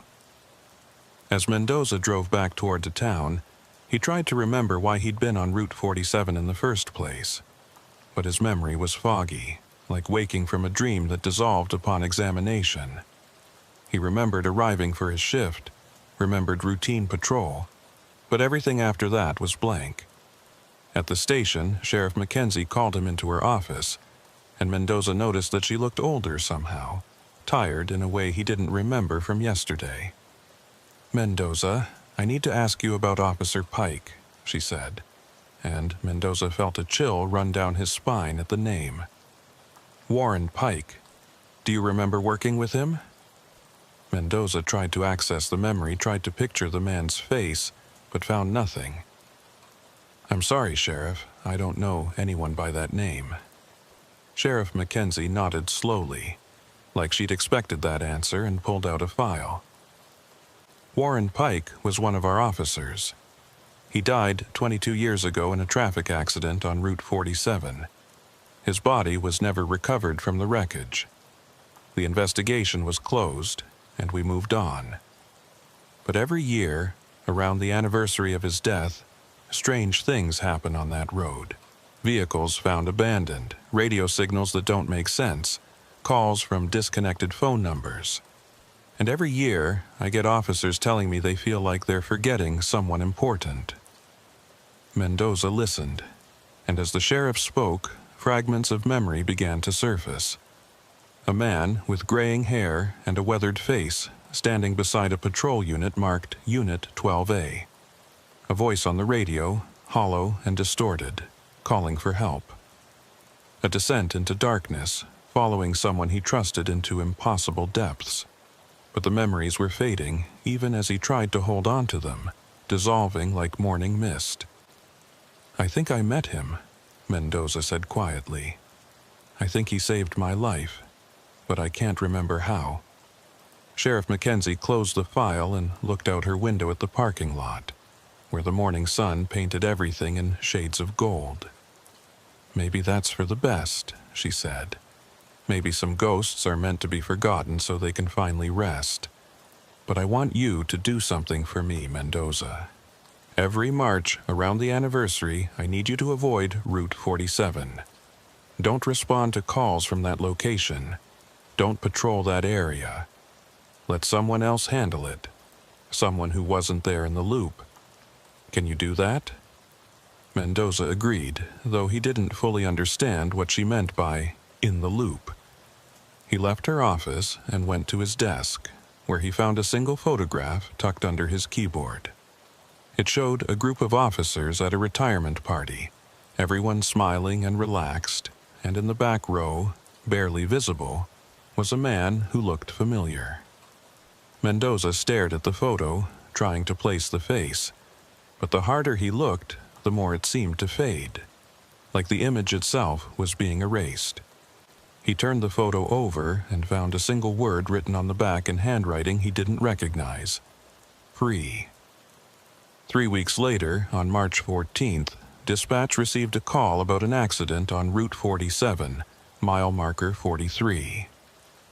A single vehicle in the ditch, driver unresponsive, requesting immediate assistance. Unit 7, Officer Mendoza, was the closest responder, but before he could confirm, Sheriff Mackenzie's voice came over the radio. "Negative, Unit 7, I'm responding to this one personally." Mendoza felt relief wash over him, though he couldn't quite say why, and watched from his patrol unit as the sheriff drove north toward Route 47. Sheriff Mackenzie arrived at the location and found a dark blue Silverado, driver's door open, no occupant visible. She searched the area thoroughly, but found nothing except a set of footprints leading into the woods. The footprints stopped after 50 feet, simply ending in the middle of a clearing as if the person making them had vanished into thin air. She was about to radio for assistance when her boot kicked something half buried in the snow. It was a badge, tarnished and old, with a number stamped on its face, 847. The sheriff picked up the badge and turned it over, reading the name engraved on the back. Officer Warren Pike. She stood there in the clearing for a long moment, holding the badge and looking up at the morning sky, and she whispered words that were carried away by the wind and heard by no one. "Rest easy, Pike. Your watch is over." She pocketed the badge and returned to her vehicle, closing out the call as unfounded. As she drove away from Route 47, she glanced in her rearview mirror and thought she saw a figure standing at the tree line, wearing a sheriff's uniform and raising a hand in farewell. But when she looked again, there was nothing there except the empty road and the forest, and the morning light painting everything gold. In Cascade County Dispatch, Greta Hollins was reviewing old call logs when she came across an anomaly in the system.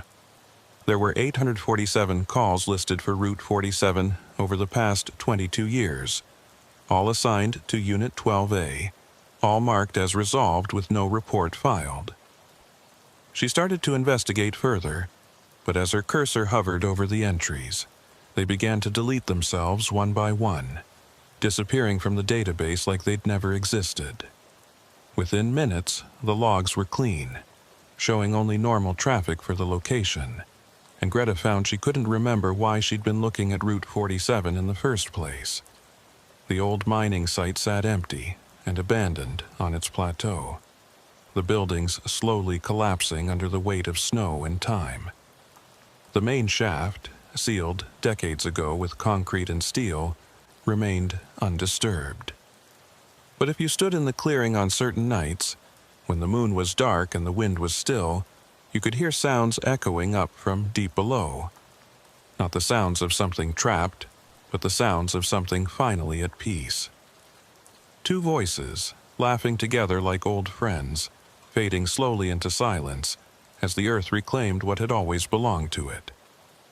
And on Route 47, mile marker 43, where the shoulder meets the tree line and the forest presses close to the road, there are no more abandoned vehicles, no more strange calls or garbled radio transmissions. The anomaly that had fed on death and sacrifice for generations was gone, collapsed by two men who chose to end their loop rather than remain trapped forever. Local residents say the stretch of road feels lighter now, less oppressive, though they can't quite explain what changed. And on cold March nights, when the wind comes down from the mountains and the pine trees creak in the darkness, some say they can still hear the distant wail of a siren, fading into memory like a dream you can't quite remember upon waking. Officer Warren Pike's name appears on no memorial wall, no plaque, no official record of service. The timeline adjusted itself, filled in the gaps, and moved forward without him. But in a filing cabinet in Sheriff Mackenzie's office, locked in a drawer she never opens, there's a badge numbered 847 and a photograph of a man with graying hair and a weathered face, standing beside a patrol unit that doesn't exist in any inventory. And on the back of that photograph, written in her own handwriting so she won't forget, are the words, He saved us all. Remember. The call came in at 11:34 p.m. on a Tuesday night. The kind of late-shift call that could go either way. A genuine emergency or another lonely resident hearing the house settle and letting their imagination run wild. Delilah Crane had been working dispatch for the Little Rock suburbs for 8 years, and she'd learned to read the subtle cues in a caller's voice that separated real fear from manufactured drama. This caller, a woman who identified herself as Helen Duvall, had the kind of fear that made Delilah sit up straighter in her chair and reach for her coffee, knowing this was going to require her full attention. Helen's voice was steady but strained, like someone trying very hard to maintain control while their world fell apart around them. She reported hearing voices in her home, specifically coming from inside the walls of her bedroom. Not animal sounds, not pipes or wind or any of the usual explanations people offered when they called about strange noises. Voices. Multiple voices. Having conversations that Helen couldn't quite make out but that she swore were human. She'd been hearing them for 3 nights now, getting progressively louder, and tonight they'd woken her from sleep with what sounded like someone calling her name from inside the wall beside her bed. Delilah typed the information into the computer system as Helen spoke, pulling up the address on her mapping software. It was a quiet residential street in one of the older suburbs, the kind of neighborhood where ranch houses from the 60s sat on half-acre lots with mature trees and well-maintained lawns. Not the sort of place where you'd expect trouble, but Delilah had been doing this job long enough to know that trouble didn't discriminate by zip code. She dispatched Officer Miles Corbett, who was patrolling the area and had a reputation for being good with civilians, patient and thorough without being condescending. If this was just a frightened woman who needed reassurance, Miles would provide it. If it was something more, he'd handle that too.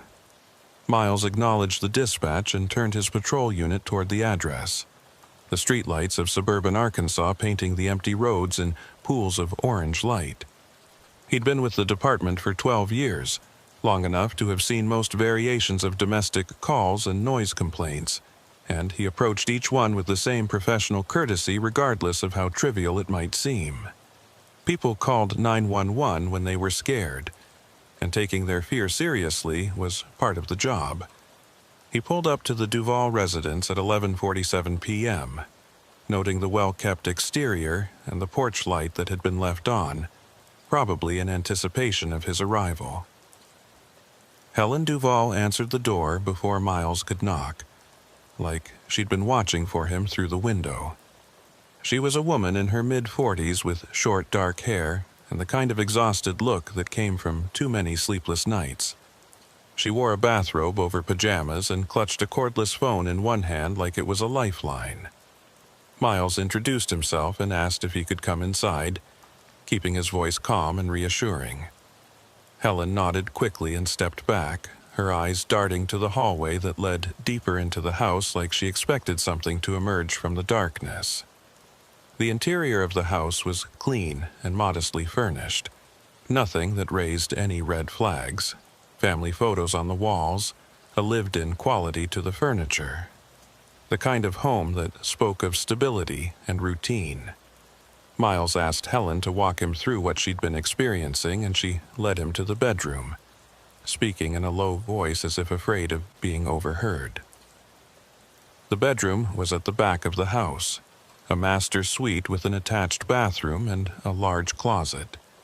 Helen pointed to the wall beside her bed, an interior wall that separated the bedroom from what Miles assumed was a hallway or another room. "That's where it comes from," Helen said, her voice barely above a whisper. "Right there, inside that wall. I can hear them talking, sometimes arguing. Once I heard what sounded like crying, and tonight I swear I heard my name. Someone inside the wall said Helen, clear as day, and that's when I called you."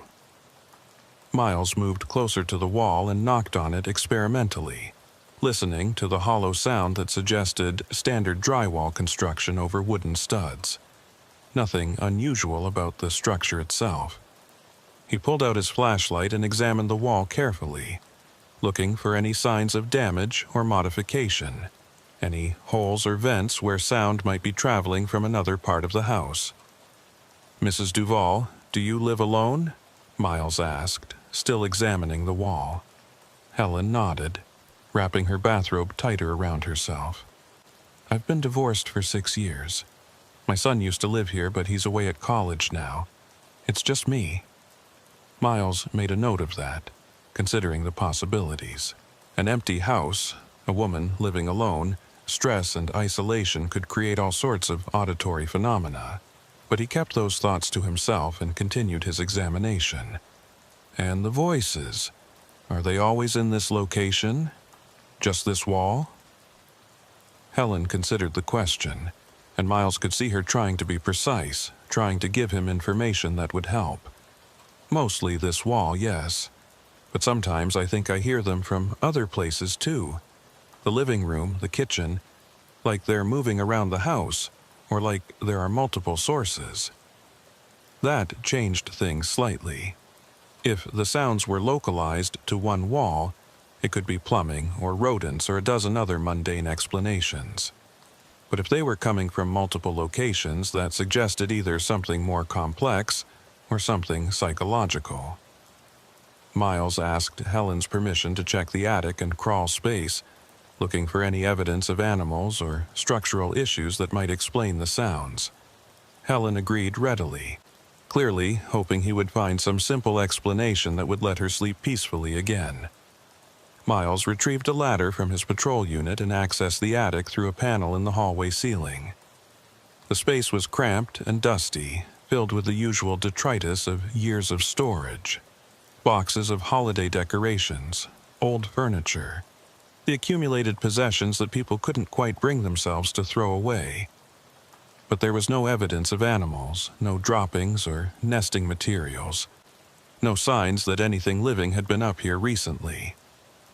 The crawl space beneath the house was similarly unremarkable, just the usual tangle of plumbing and electrical wiring, dust and cobwebs, but nothing that would produce the sounds Helen described. Miles emerged from his inspection and returned to the bedroom, where Helen waited anxiously. "I didn't find anything that would account for what you're hearing," Miles said carefully. "No animals, no obvious structural issues. But I'd like to stay for a bit, see if I can hear what you're describing. Sometimes, fresh ears can pick up things that help identify the source." Helen looked relieved and gestured to a chair near the bed. "Thank you. I was starting to think I was losing my mind." Miles settled into the chair and checked his watch. It was just past midnight now, and his shift didn't end until 6 a.m. He had time to wait and listen, to give Helen the reassurance she needed. The bedroom was quiet, just the ambient sounds of a house at night, the hum of the refrigerator from the kitchen, the occasional creak of settling wood, the distant sound of a dog barking somewhere in the neighborhood. Normal sounds, nothing that would cause alarm. They sat in silence for perhaps 15 minutes, Helen perched on the edge of her bed and Miles in the chair, both of them listening intently. Miles was about to suggest that perhaps the sounds had stopped for the night when he heard it. A voice, faint and muffled, coming from somewhere inside the walls. He sat up straighter, his attention laser-focused, trying to pinpoint the location and identify what he was hearing. It wasn't clear enough to make out words, just the cadence of human speech, rising and falling like a conversation in progress. Helen's eyes widened, and she looked at Miles with an expression that was equal parts vindication and terror. "You hear it too? I'm not imagining it?" Miles raised a hand asking for silence and stood up slowly. He moved toward the wall, pressing his ear against it, trying to isolate the sound. It was definitely voices, plural, at least 2 different speakers, and they seemed to be having some kind of discussion. But the words were indistinct, garbled, like listening to a radio station that was almost but not quite in tune. Miles pulled out his phone and started recording, documenting the sound for later analysis. The voices continued for another 2 minutes, then gradually faded into silence, leaving only the normal ambient noise of the house. Miles played back his recording, and the voices were clearly audible on the playback, which ruled out mass hallucination or some kind of psychological phenomenon. Something was creating those sounds, something real and physical, and Miles needed to figure out what. He radioed dispatch, requesting that Delilah run a history on the address, looking for any previous calls or incidents that might provide context. While they waited for Delilah to respond, Miles walked through the house more carefully, trying to think like an investigator rather than just a responding officer. The layout was typical for houses of this era: living room, kitchen, and dining room in the front, bedrooms and bathrooms along a central hallway, all single-story construction on a concrete slab foundation. The walls were standard drywall. The floors were carpet over concrete. Nothing unusual about the construction. But as Miles examined the house, he noticed something odd. In the hallway outside Helen's bedroom, there was a section of wall that didn't quite match the rest. The paint was slightly different, a shade or two lighter than the surrounding walls, and when Miles tapped on it, the sound was different too. More solid, like there was something behind the drywall that wasn't present elsewhere.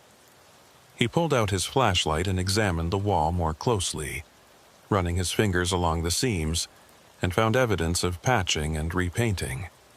Someone had opened this wall at some point and then sealed it back up, and they'd done a decent job, but not quite good enough to hide all traces of the work. "Mrs. Duvall, have you done any renovations or repairs on the house recently?"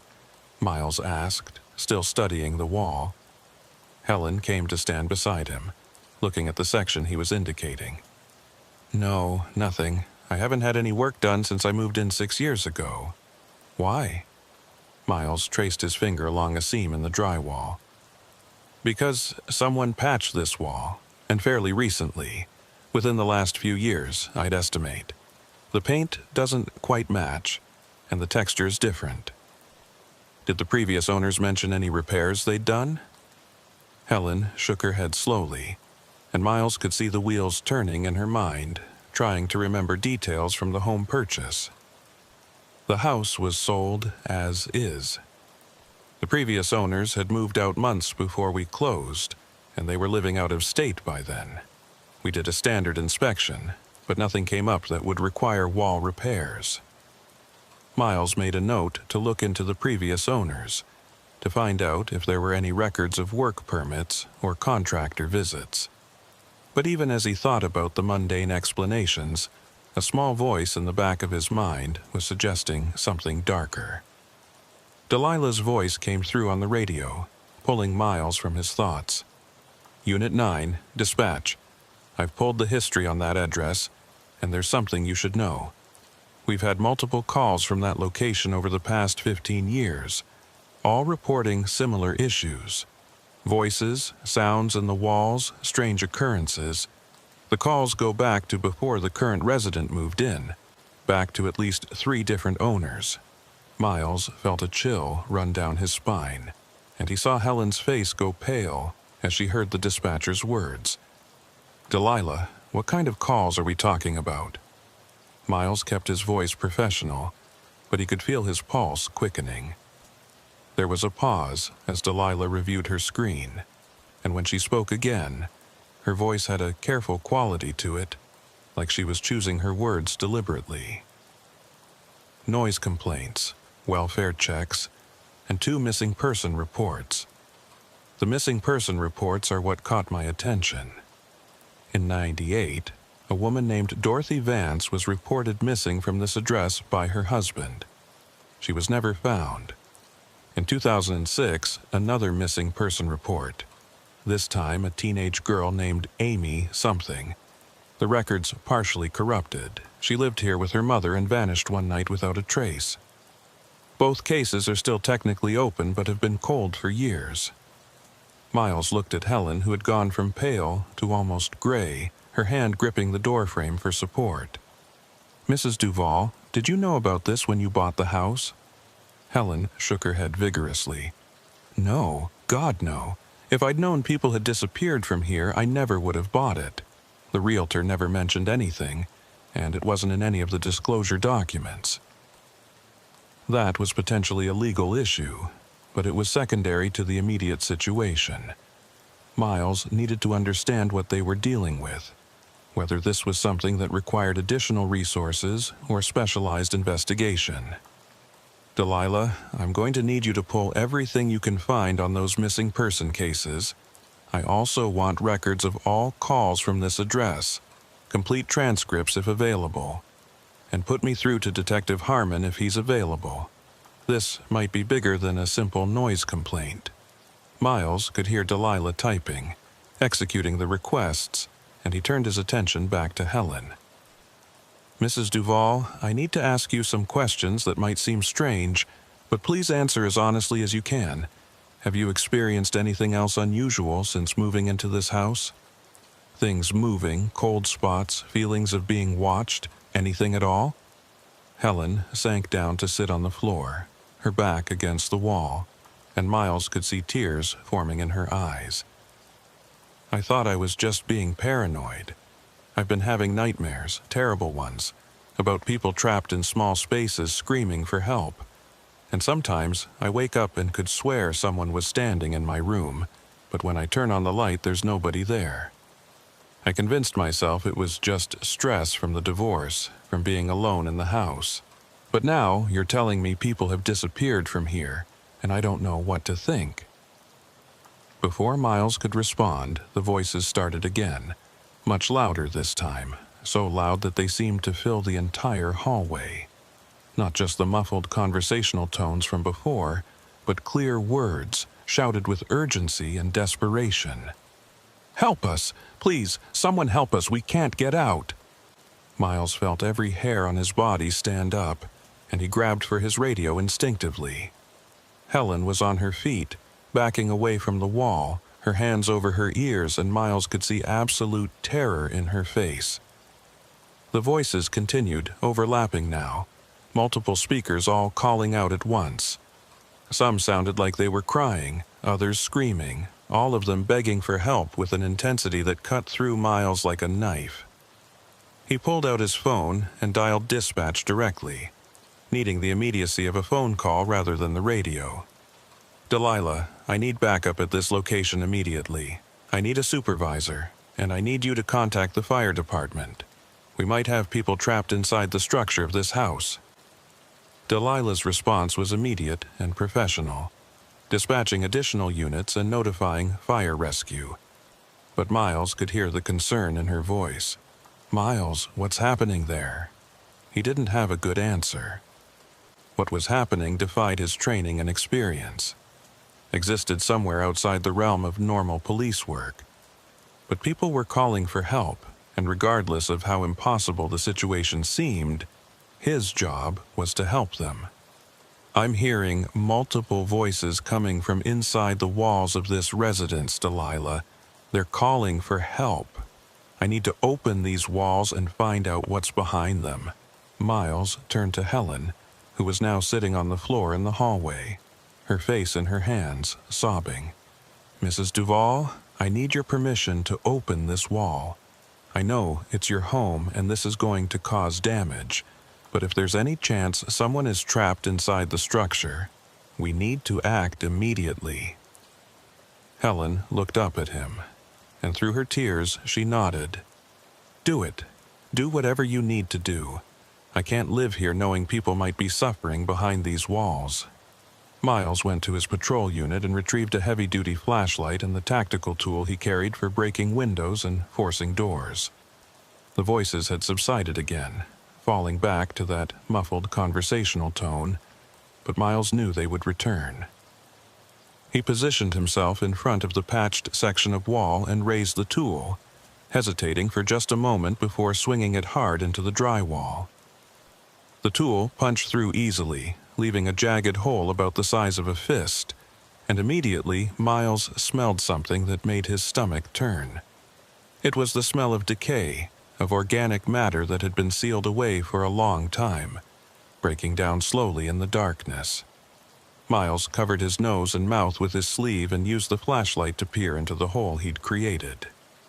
What he saw in that brief glimpse before backup arrived would stay with him for the rest of his life. Behind the drywall, in the space that should have contained nothing but wooden studs and insulation, there was a space. Not a large space, maybe 3 feet deep and 6 feet tall, but deliberately constructed, walled off from the rest of the house.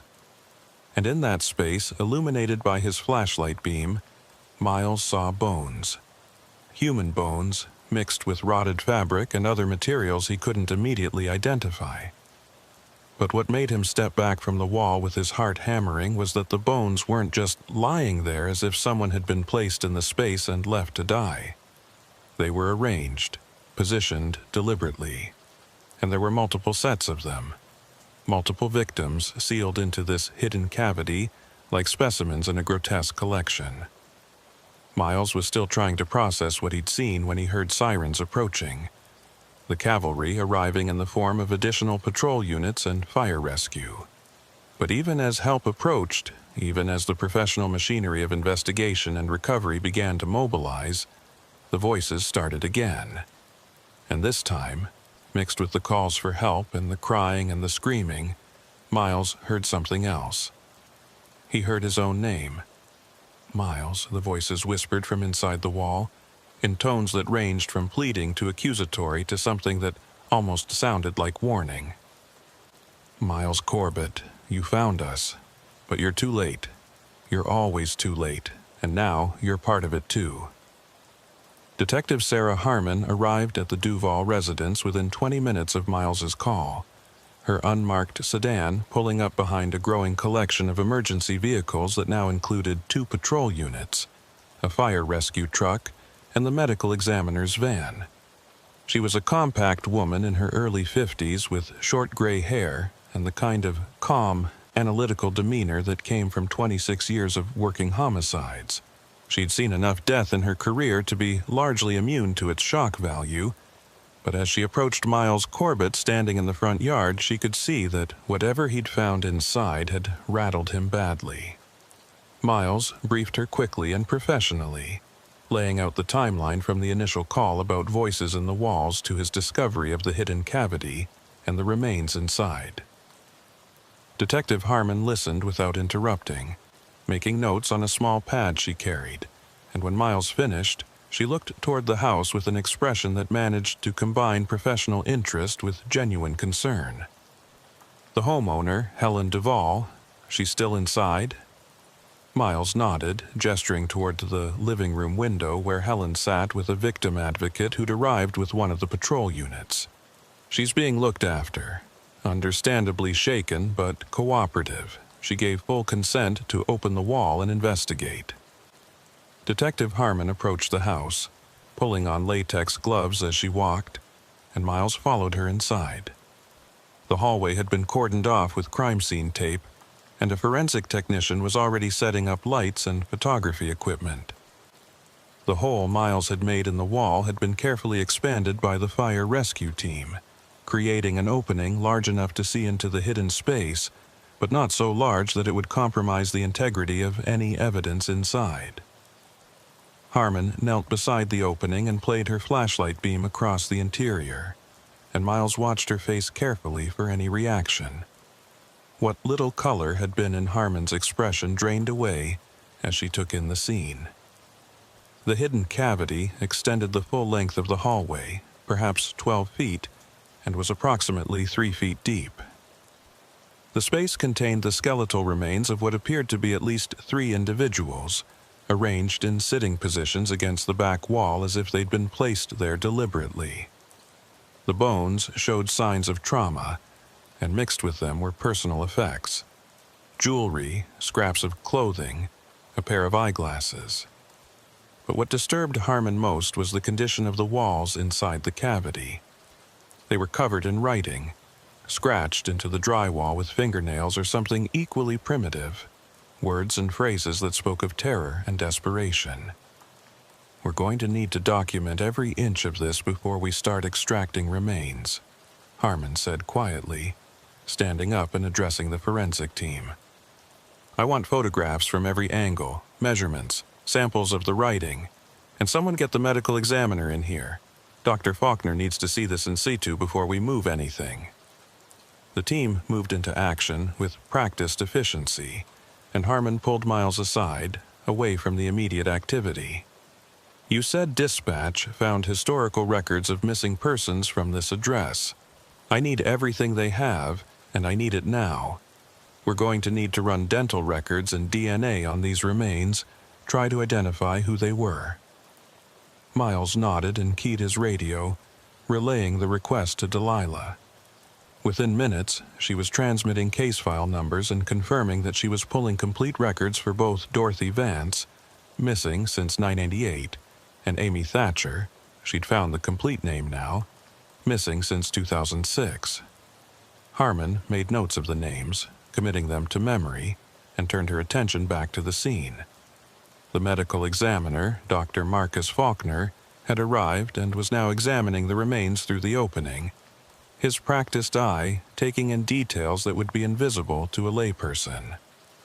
"Based on decomposition and skeletal development, I'm seeing adult remains and at least one juvenile," Dr. Faulkner said without looking up from his examination. "The positioning suggests they were placed here post-mortem, not sealed in alive, though I'll need to examine the bones more closely to confirm.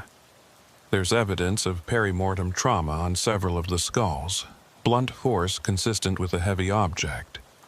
This wasn't natural death, Detective. This was murder, and whoever did it went to considerable effort to hide the bodies." Harmon absorbed this information with a grim expression, already mentally constructing the investigation that would need to unfold. Miles moved to check on Helen, who was still sitting in the living room with the victim advocate, a young woman named Rachel who specialized in helping crime victims cope with trauma. Helen looked small and fragile, wrapped in a blanket despite the warmth of the house, her eyes distant and unfocused. Miles sat down carefully, not wanting to intrude but needing to ask questions that couldn't wait. "Mrs. Duval, I know this is difficult, but I need to ask you about the house's history. When you purchased it, did you meet the previous owners? Did they mention anything unusual about the property?" Helen shook her head slowly, her voice barely above a whisper when she spoke. "I never met them. Everything was handled through realtors and lawyers. The sellers were an elderly couple who'd moved to Arizona for health reasons. Their names were," she paused, trying to remember, "Burkhart. Frank and Margaret Burkhart. They'd owned the house for almost 30 years.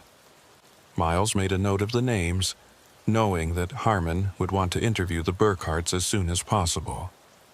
30 years of ownership meant they would have been here during both missing person incidents, and if there were bodies sealed inside the walls, the Burkharts either knew about it or were responsible.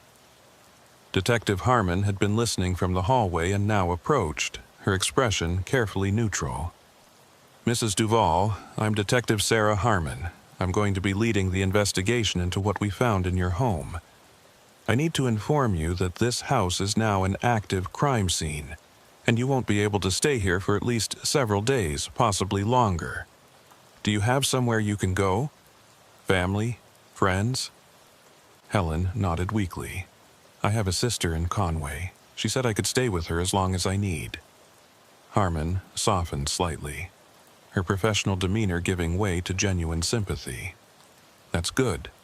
Officer Corbett will help you pack some essentials, and will arrange transportation to your sister's place.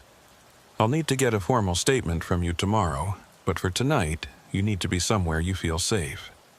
While Miles helped Helen gather clothes and toiletries from the parts of the house that hadn't been cordoned off, Harmon returned to the hallway where the forensic team was making steady progress documenting the scene.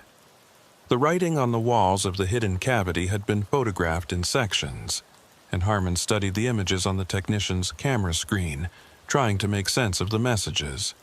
Some were simple pleas, help me, let me out, please God no, while others were more disturbing.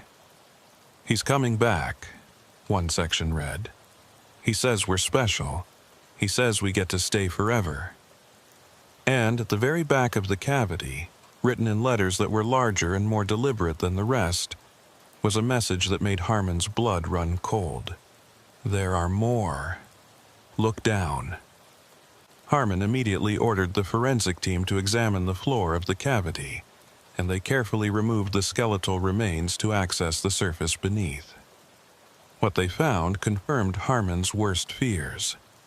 The floor of the cavity wasn't the concrete slab foundation that should have been there. It was wood, rough-cut planks that had been laid over what appeared to be another space below. The house had a basement or crawl space that wasn't documented in any of the official records, a hidden level that the original construction plans didn't show. And if the message on the wall was accurate, that hidden space contained more victims. Miles had finished helping Helen pack and had arranged for a patrol unit to transport her to her sister's house when Harmon called him back to the hallway. "We've got a bigger problem than we thought," she said, pointing to the wooden floor that the forensic team had exposed. "There's another level below the house, and based on this writing, it's not empty. We're going to need to access it, and that means either finding an existing entrance or creating one. I've called for a structural engineer to assess the safety before we proceed, but I wanted to give you a heads up. This investigation is going to be extensive." Miles looked at the wooden planks, trying to understand how an entire level of a house could be hidden from inspectors and owners for decades. How is that possible? Don't home inspections include foundation checks? Wouldn't someone have noticed an inconsistency between the interior volume and the external dimensions? Harmon nodded grimly. You'd think so, but houses from the 60s, especially in suburban developments, they weren't always built to current standards.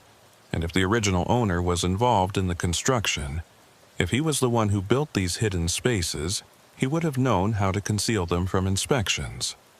We're dealing with someone who was methodical, patient, and very good at hiding evidence. The structural engineer arrived an hour later. A balding man in his 60s named Tom Reinhardt, who'd worked with the police department on previous cases involving structural damage and concealed spaces. He examined the cavity carefully, taking measurements and consulting building plans that Harmon had obtained from the county records office. After 30 minutes of careful assessment, Reinhardt delivered his findings. The hidden cavity in the hallway is supported by a wooden framework that's independent of the house's main structure. It's essentially a false wall, built inside the real wall, creating a dead space that wouldn't be obvious from standard inspections. The wooden floor you found is definitely covering something below, and based on the construction techniques, I'd estimate this work was done sometime in the late 1960s, probably when the house was originally built. Can we safely access the lower level? Harmon asked, and Reinhardt considered the question carefully before answering. Yes, but we'll need to do it methodically. We can't just start tearing up floors without risking collapse. I recommend we access through the garage, which sits on the same foundation level. If there's a hidden basement, there's likely an entrance from the garage that would have been used to access it originally. It would have been easier to conceal a door in a garage than inside the living space. Harmon agreed with this approach, and the team relocated to the garage, a standard two-car structure attached to the house on the north side. The garage was cluttered with the usual accumulation of household items, garden tools, holiday decorations, an old push mower. But as the team began systematically examining the space, they found what they were looking for. Along the back wall, behind a tall metal shelving unit loaded with paint cans and storage boxes, there was a section of wall that didn't match the rest. The concrete was newer, poured more recently than the original foundation, and when Reinhardt tapped on it with a hammer, the sound was hollow. "This is it," he said confidently. "There's a space behind this wall, and someone went to considerable trouble to seal it up." The forensic team carefully removed the shelving unit and its contents, documenting the position of everything, and then Reinhardt marked out a section of the concrete wall for removal. Using a concrete saw and jackhammer, working slowly to minimize damage and preserve any evidence, they created an opening large enough for a person to pass through. As the last section of concrete fell away, a rush of stale air escaped from the darkness beyond, carrying with it a smell that everyone in the garage recognized immediately. It was the smell of death, stronger and more recent than what they'd encountered in the hallway cavity. Detective Harmon was the first through the opening, her flashlight cutting through the darkness to reveal a space that was larger than anyone had anticipated.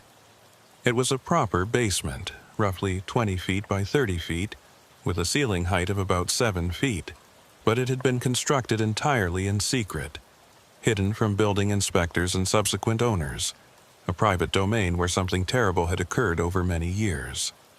The walls were bare concrete, and the floor was packed earth, and scattered throughout the space were items that told a story of horror that spanned decades. There were restraints bolted to the walls, chains and handcuffs that showed signs of long use. There was furniture, a table, chairs, a mattress on a metal frame, all positioned like a grotesque parody of a living space.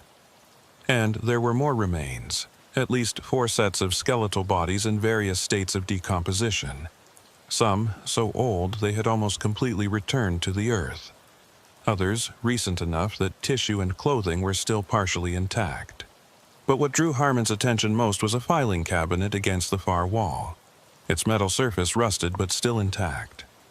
Miles had followed Harmon into the basement, and together they approached the filing cabinet, both of them knowing that whatever documents it contained would be crucial to understanding what had happened in this house. Harmon pulled open the top drawer carefully, half expecting it to be empty or filled with innocuous household records. Instead, she found meticulously organized files, each one labeled with a name and date. Dorothy Vance, 1998. Amy Thatcher, 2006. But there were others too, many others, names going back to 1967 when the house was first constructed. Patricia Lennox, 1967. Susan Fitzgerald, 1972. Caroline Marsh, 1981. The list went on, a catalog of victims that numbered in the dozens. Each file contained photographs, handwritten notes, and what appeared to be detailed records of the victim's time in captivity. Harmon felt her stomach turn as she flipped through the pages, seeing the systematic documentation of torture and murder that had occurred in this basement over more than 4 decades. "This wasn't just a killer," she said quietly to Miles, who was reading over her shoulder. "This was a collector, someone who saw his victims as possessions to be cataloged and preserved, and he operated for over 40 years without anyone suspecting what was happening beneath this suburban house." Miles was pulling files from the lower drawers now, and his hands were shaking as he read the names and dates. "There are 23 files here, Harmon. 23 confirmed victims, and God knows how many more that weren't documented. How did no one notice? How did this go on for so long without someone reporting these people missing?"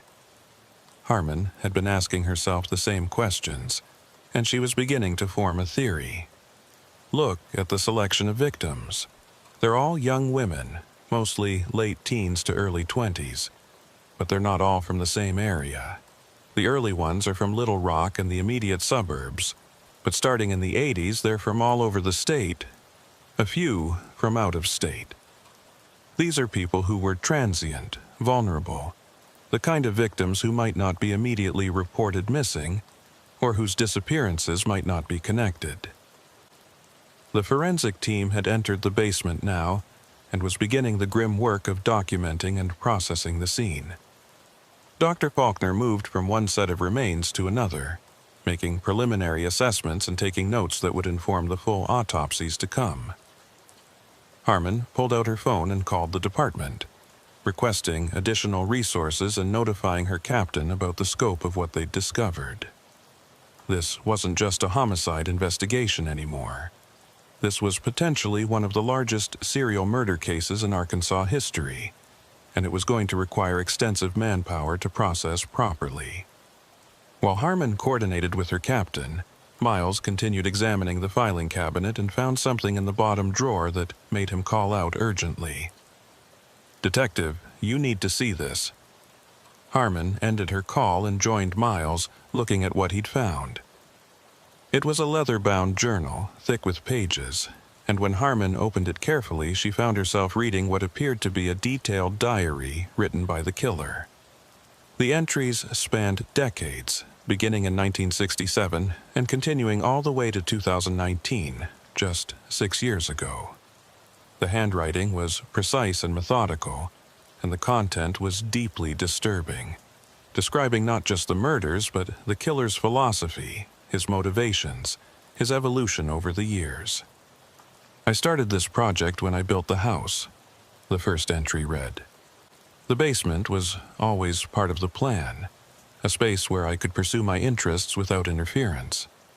Patricia was the first, and she taught me so much about what I was capable of. She fought hard, but in the end, they all give up.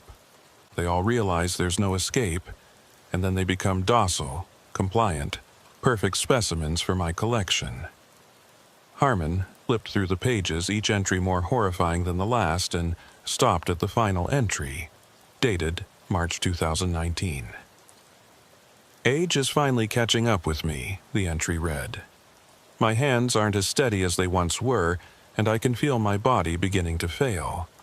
Margaret doesn't know about the basement, never has, and I've made arrangements to ensure it stays sealed after we leave. The house will be sold, and the new owners will never suspect what's beneath their feet. My collection will remain undiscovered, a monument to my life's work that will outlast my physical form. But I've left clues, small things that might be found by someone observant enough. I want my work to be discovered eventually, when I'm safely beyond prosecution. I want the world to know what I accomplished, how many years I operated without detection. I am Frank Burkhart, and I am a god in my private domain." Miles felt physically ill reading those words, and Harmon's face had gone hard with barely suppressed rage.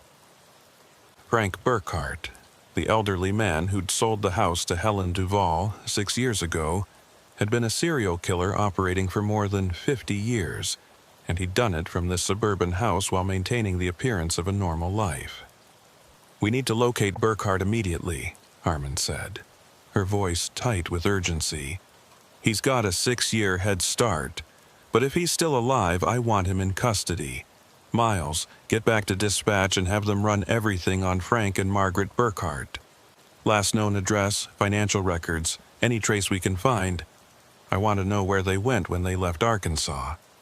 Miles hurried back to his patrol unit and got on the radio with Delilah, who immediately began searching databases and making calls. While he waited for results, Miles stood in the quiet suburban street, looking at the Duvall house with its normal exterior and its hidden horrors, and tried to process what they'd discovered. This was the kind of case that would define careers and haunt investigators for years. The scope of Burkhart's crimes was staggering, and the fact that he'd operated undetected for so long raised uncomfortable questions about how many other predators might be hiding in plain sight in communities just like this one. Delilah's voice came back through the radio, and her tone told Miles the news wasn't good before she even spoke. "Miles, I've located records for Frank and Margaret Burkhart. They moved to Phoenix, Arizona in 2019. Margaret died in 2021 from complications of Alzheimer's disease. Frank," she paused, and Miles could hear papers rustling. "Frank died in 2023 in a nursing home in Scottsdale. Natural causes, age 87. He was never investigated, never charged, never even questioned about anything related to missing persons or homicides. He died free and unpunished for what he did." Miles closed his eyes, feeling the weight of that information settle over him.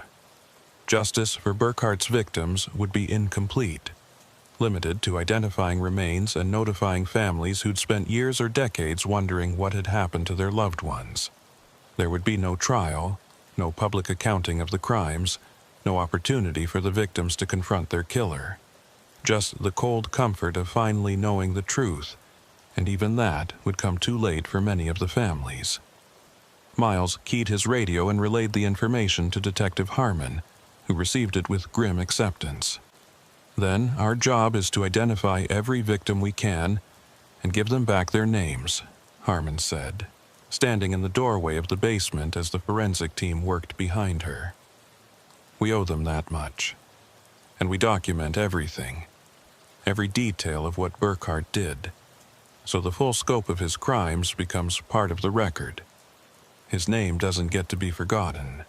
He wanted to be remembered as some kind of god, but we'll make sure he's remembered for what he really was, a monster who preyed on vulnerable women for his own gratification." The work of processing the scene continued through the night and into the next day, a methodical excavation of horrors that tested even the most experienced investigators. Each set of remains was carefully documented and removed. Each piece of evidence was catalogued and preserved, and slowly the full picture of Frank Burkhart's crimes began to emerge. The basement had been his private domain for over 50 years, a place where he could indulge his darkest impulses while maintaining the facade of a respectable suburban homeowner. And the hidden cavity in the hallway had been a later addition, built in the 90s when the basement became too full, a supplementary storage space for victims he couldn't fit below. Miles remained at the scene throughout the investigation, providing security and assistance as needed, and as dawn broke on his second sleepless night, he found himself thinking about Helen Duvall. She'd bought this house looking for a fresh start after her divorce, a safe, quiet place to rebuild her life, and instead she'd discovered that she'd been living on top of a mass grave. The voices she'd heard in the walls hadn't been her imagination or some supernatural phenomenon. They'd been the literal cries for help that the victims had scratched into the walls as they died, messages that somehow resonated through the structure of the house, finding their way to the ears of someone who could finally respond. Detective Harmon emerged from the house just as the sun was fully up, her face showing the exhaustion of the long night, but also the satisfaction of knowing they'd done everything possible to process the scene properly. She approached Miles and handed him a cup of coffee that someone had brought from a nearby convenience store. "You did good work here, Corbett. That initial call could have been dismissed as nothing, just another anxious homeowner hearing noises. But you took it seriously, you investigated thoroughly, and because of that, we found these victims. Their families will finally get closure, and Burkhart's crimes won't remain hidden. That matters." Miles accepted the coffee and the praise, but he felt hollow inside, like something fundamental had shifted in his understanding of the world. He'd been a cop long enough to see terrible things, but this was different.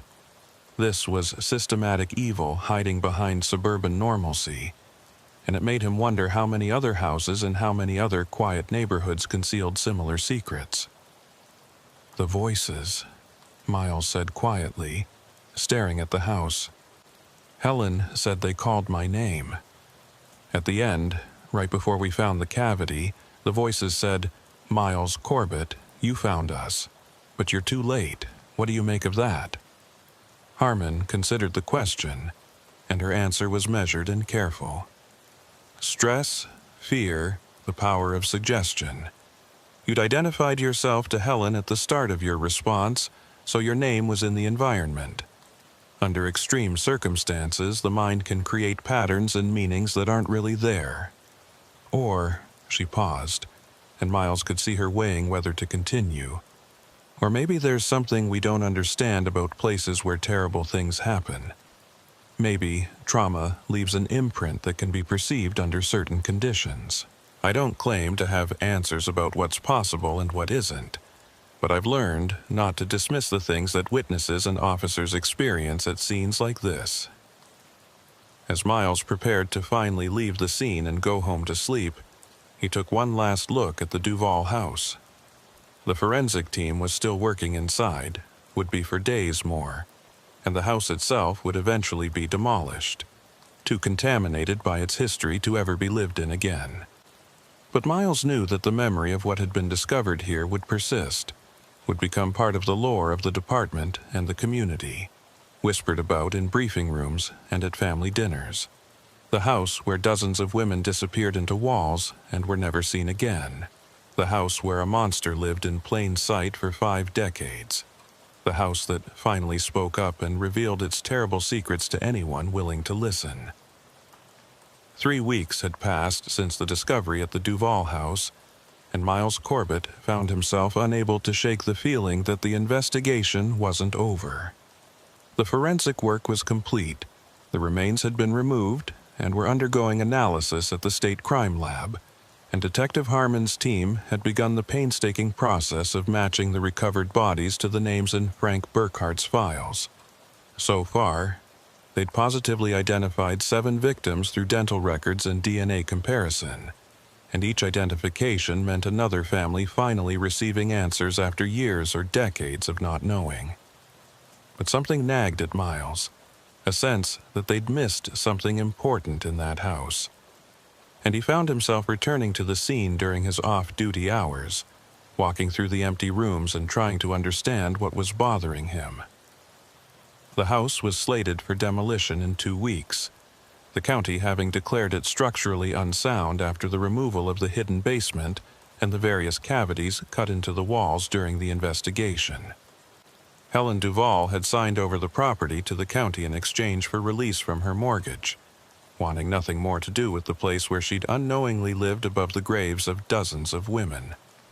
Miles had checked in on her once, driving to Conway to take her formal statement, and found her staying with her sister in a small apartment that felt safe and temporary.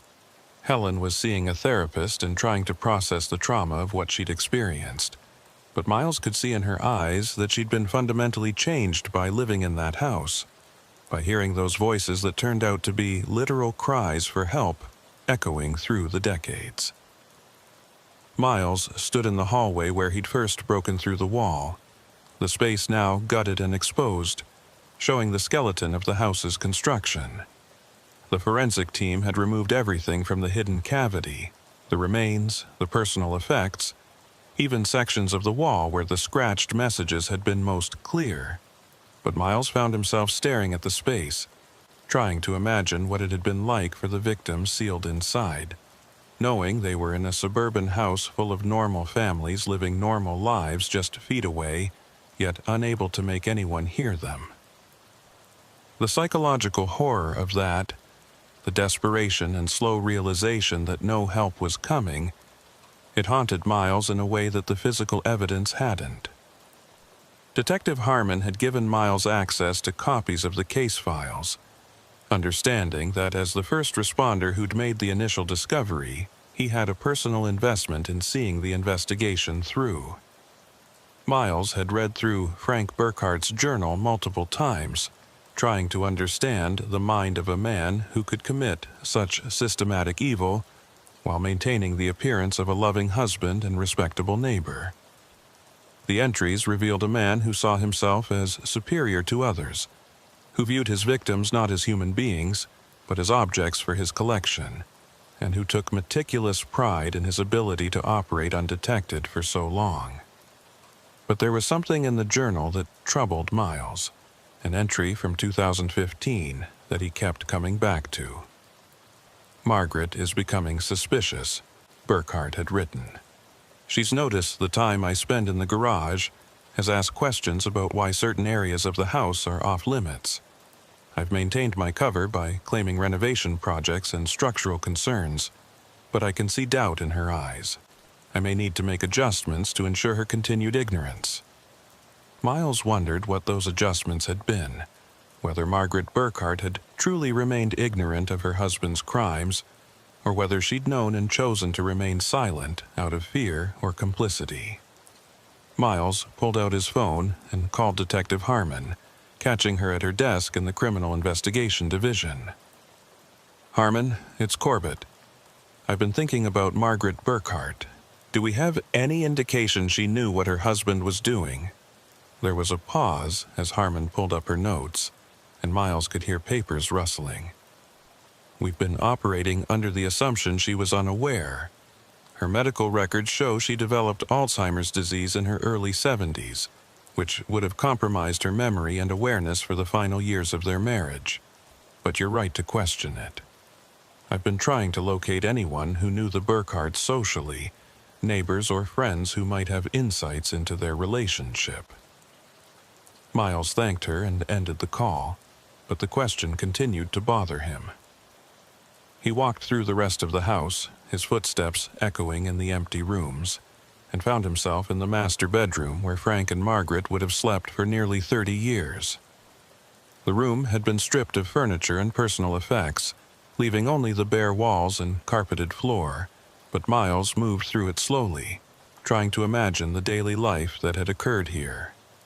Margaret waking up next to a serial killer, sharing meals with him, living her entire adult life in intimate proximity to someone capable of such monstrous acts. Had she really known nothing, or had there been signs she'd chosen to ignore? Miles was about to leave the bedroom when his boot caught on a section of carpet near the closet, causing it to lift slightly at the edge. He knelt down and examined the spot more carefully, noticing that the carpet wasn't properly tacked down in this area. Working carefully, Miles pulled back a section of the carpet and found that beneath it, someone had cut through the padding and the subflooring to create a small access panel, perhaps 2 feet square. The panel lifted out easily, revealing a shallow space beneath the floor, and inside that space was a box. It was a simple wooden box, roughly the size of a shoebox, with a hinged lid and a small brass clasp. Miles pulled on his gloves before touching it, his police training overriding his curiosity, and carefully lifted the box out of its hiding place. It was surprisingly heavy, and when Miles opened the lid, he understood why. The box contained jewelry, rings, necklaces, bracelets, earrings, all carefully wrapped in cloth and tissue paper. But these weren't the kind of jewelry you'd expect to find in a hidden box. These pieces were varied in style and quality, ranging from expensive gold and diamonds to cheap costume pieces, and they clearly hadn't belonged to a single owner. Miles felt his stomach drop as he realized what he was looking at.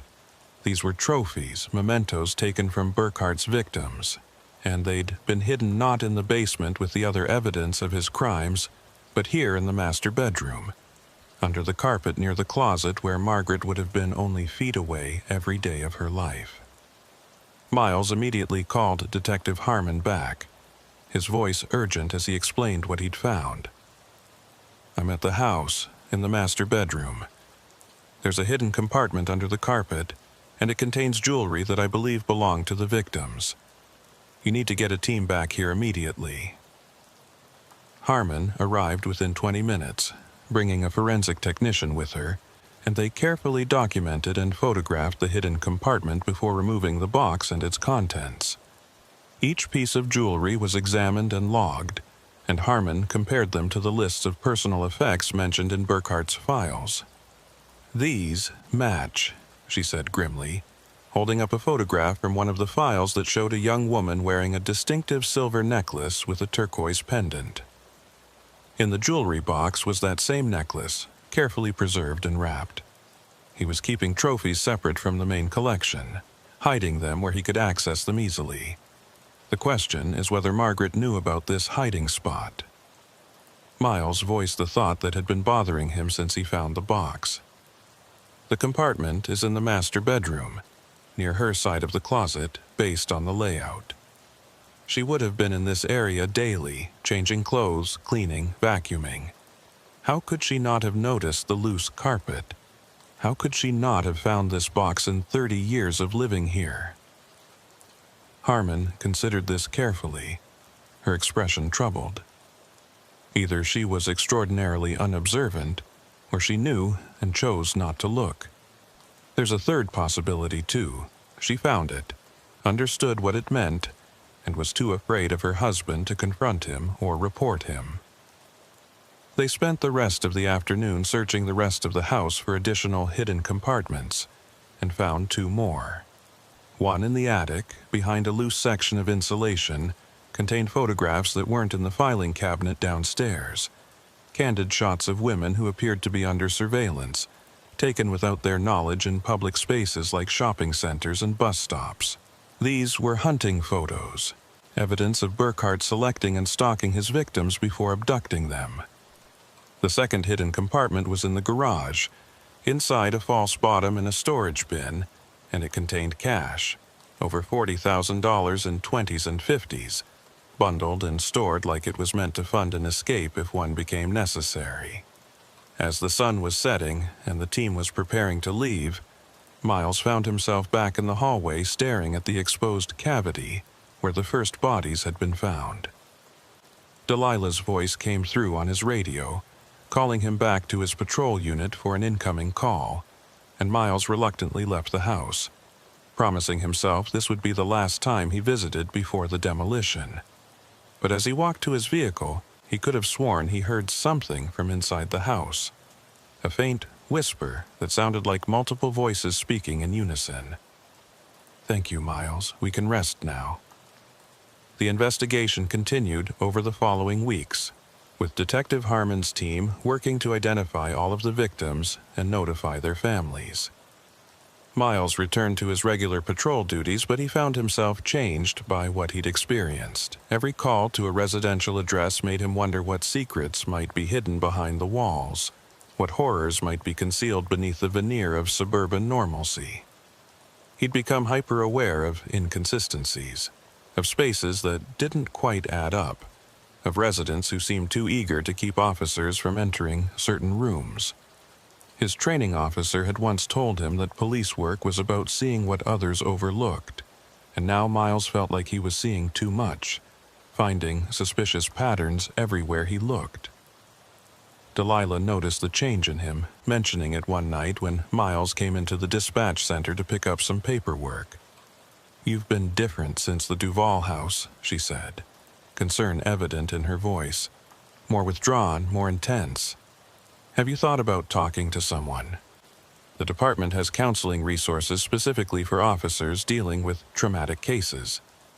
Miles appreciated her concern but waved it off, insisting he was fine, just tired from the long hours the investigation had required. But Delilah wasn't convinced, and she pressed him gently. "That case got to all of us, Miles. What that man did, the scope of it, it challenges your faith in human nature. There's no shame in admitting you need help processing it."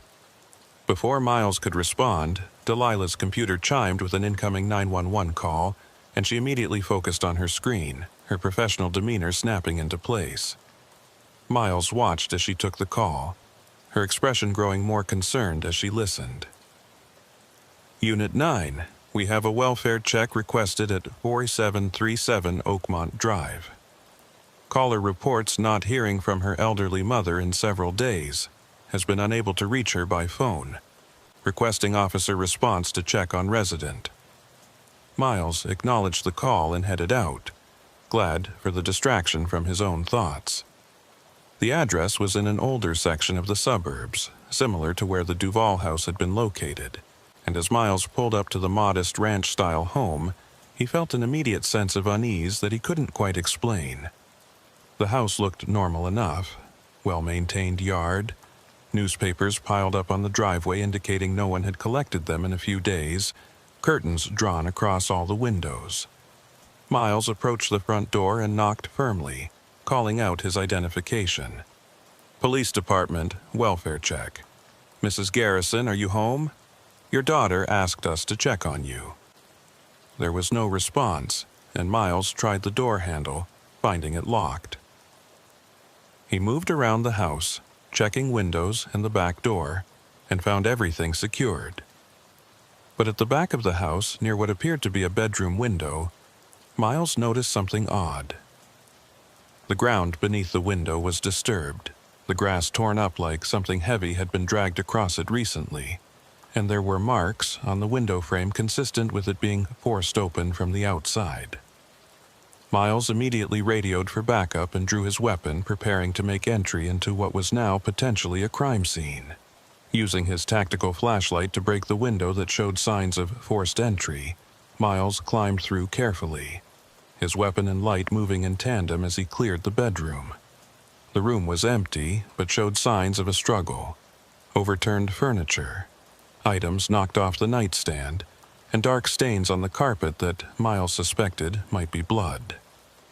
He moved through the house methodically, clearing each room, and found the elderly resident, Mrs. Eleanor Garrison, in the bathroom. She was deceased, lying in a position that suggested she'd been trying to reach the phone when she collapsed, and there was trauma to her head consistent with a blow from a blunt object. Miles secured the scene and called for Detective Harmon, knowing this was now a homicide investigation.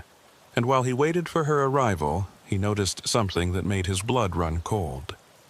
The bathroom, where Mrs. Garrison's body lay, had a large medicine cabinet mounted on the wall, and behind it, barely visible where the cabinet met the wall, was a gap.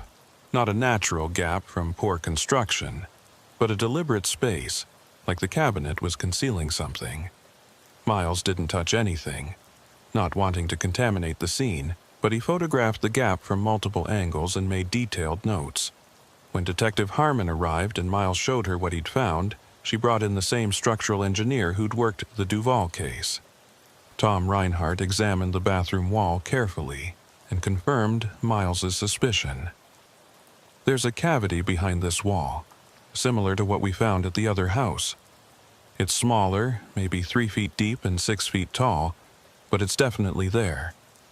And based on the construction techniques, I'd say it was built around the same time period, late 60s to early 70s.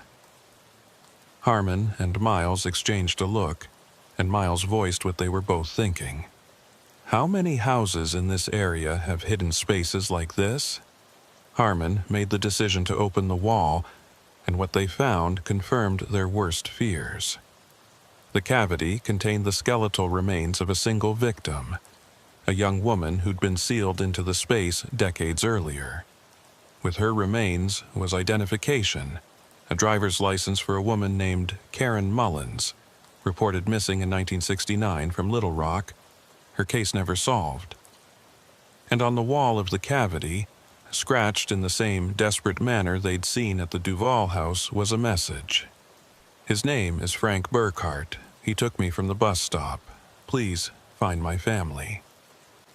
Miles felt the world tilt around him as he read those words. Frank Burkhart hadn't just operated from his own house. He'd built hidden spaces in other houses, created multiple killing sites across the suburbs, establishing a network of concealed graves that had remained undiscovered for more than 50 years. Mrs. Garrison's death appeared to be unrelated to the cavity. The medical examiner determined she'd been killed during a home invasion robbery, but the timing of her death and the subsequent discovery of the cavity seemed almost cosmically arranged, as if the universe was determined to expose all of Burkhart's secrets. Detective Harmon immediately initiated a comprehensive investigation into the construction history of the entire neighborhood. They pulled building permits from the 1960s and 70s, cross-referenced them with Burkhart's work history. He'd been a general contractor specializing in residential construction, and identified dozens of houses he'd worked on during that era. Each house would need to be examined, potentially opened up to search for additional hidden cavities, and the scope of the investigation expanded exponentially. Harmon called in resources from the state police and the FBI, recognizing that this was beyond the capacity of the local department to handle alone. Miles found himself assigned to the task force that was created to investigate what was now being called the Burkhart Network, a term that made it sound almost organized and professional rather than the reality of what it was. A serial killer's distributed graveyard scattered across suburban Arkansas. Over the following month, they examined 17 houses that Burkhart had worked on, and found hidden cavities in 11 of them. Not all contained remains, some were empty, suggesting Burkhart had built them as options but never used them. But 7 contained additional victims, bringing the total body count to 31 confirmed dead, with several sets of remains still being analyzed and identified. Each discovery was a media sensation, the local news covering the story extensively, and the community was gripped by a mixture of horror and fascination. Homeowners whose houses had been built or renovated by Burkhart demanded inspections, and a cottage industry of structural engineers and home inspectors emerged, specializing in searching for hidden spaces. The psychological impact on the community was profound, with residents questioning whether they really knew the places they lived, whether safety and security were illusions that could be shattered by what lay concealed behind their walls. Miles worked the case obsessively, spending his days conducting searches and his nights reviewing files, driven by a need to find all of Burkhart's victims and give them the justice they'd been denied in life. But the investigation was taking a toll on him, the cumulative weight of so much death and suffering affecting him in ways he was only beginning to recognize. He had nightmares about being sealed into walls, about scratching messages that no one would read, about calling for help that would never come. He found himself avoiding his apartment, not wanting to be alone with his thoughts, and spending more and more time at the office or in his patrol unit. It was Delilah who finally confronted him, finding him sitting in his parked vehicle outside the station at 3 a.m, staring at nothing. She knocked on his window and gestured for him to roll it down, and when he did, she looked at him with genuine concern. "Miles, you're not okay. Everyone can see it. You need to take some time off. Get away from this case. Talk to someone about what you're experiencing." Miles wanted to argue, to insist he was fine, but the words wouldn't come. Instead, he found himself telling Delilah everything: the nightmares, the hypervigilance, the feeling that he was somehow responsible for all the victims they were finding, that if he'd been there sooner or looked harder or been smarter, maybe he could have saved them. Delilah listened without interrupting, and when Miles finally ran out of words, she spoke with the kind of gentle firmness that came from years of talking people through crises. "You didn't create this situation, Miles. Frank Burkhart did. What you did was respond to a call professionally, investigate thoroughly, and expose crimes that would have otherwise remained hidden forever. Because of you, 31 families have answers they've been searching for, some of them for decades. That matters, even if it doesn't feel like enough." She paused, then continued, "But you can't carry all of this alone. The department has resources, counselors who specialize in helping officers deal with traumatic cases. I'm going to set up an appointment for you, and I need you to go. Not just for yourself, but because you're a good cop and we need you to be healthy so you can keep doing this job." Miles agreed, too exhausted to resist, and over the following weeks he began working with a department psychologist who helped him process what he'd experienced. The sessions were difficult, requiring him to confront feelings and fears he'd been avoiding. But slowly Miles began to feel like himself again. The nightmares became less frequent, the hypervigilance eased, and he was able to return to regular patrol duties without feeling overwhelmed by suspicion and dread. The investigation into the Burkhart network continued, but Miles stepped back from active involvement, recognizing that he needed distance from the case to maintain his mental health. Detective Harmon checked in with him regularly, keeping him updated on the progress of the investigation and the identification of victims. Each time a victim was identified and their family notified, Harmon made sure Miles knew, understanding that it was important for him to see the positive outcomes of the work he'd initiated. By the time the investigation concluded, a year after that initial call to Helen Duvall's house, they had identified 28 of the 31 victims, giving answers to families who'd spent years in agonizing uncertainty. 3 victims remained unidentified, their remains too degraded or their dental and DNA records non-existent or lost to time. They were buried in a community cemetery under a memorial that listed them as unknown but not forgotten, victims of Frank Burkhart. And Miles attended the ceremony, standing with a crowd of officers and community members who'd been affected by the case. Helen Duvall was there too, looking healthier than when Miles had last seen her, and she thanked him quietly for listening when she called about voices in her walls, for taking her fear seriously when it would have been easy to dismiss. As Miles drove home from the cemetery that day, he found himself thinking about all the voices that had been silenced by Frank Burkhart, all the women who'd died alone and terrified in hidden spaces, believing no one would ever find them. But they had been found, their stories had been told, and their families had received closure. It wasn't justice in the traditional sense. Burkhart had died unpunished, beyond the reach of the law, but it was something. It was recognition, remembrance, and a determination to ensure that what happened to them would never be forgotten. And for Miles, who'd spent months drowning in the darkness of the case, that small light of meaning was enough to help him find his way back to himself. 2 years after the discovery of the first bodies in Helen Duvall's house, Miles Corbett found himself standing outside a newly constructed memorial park on the site where the Duvall house had once stood. The county had demolished the house as planned, removed all contaminated soil, and decided to create a small park dedicated to the victims of Frank Burkhart. It was a quiet space with walking paths, benches, and a central monument listing the names of all the identified victims.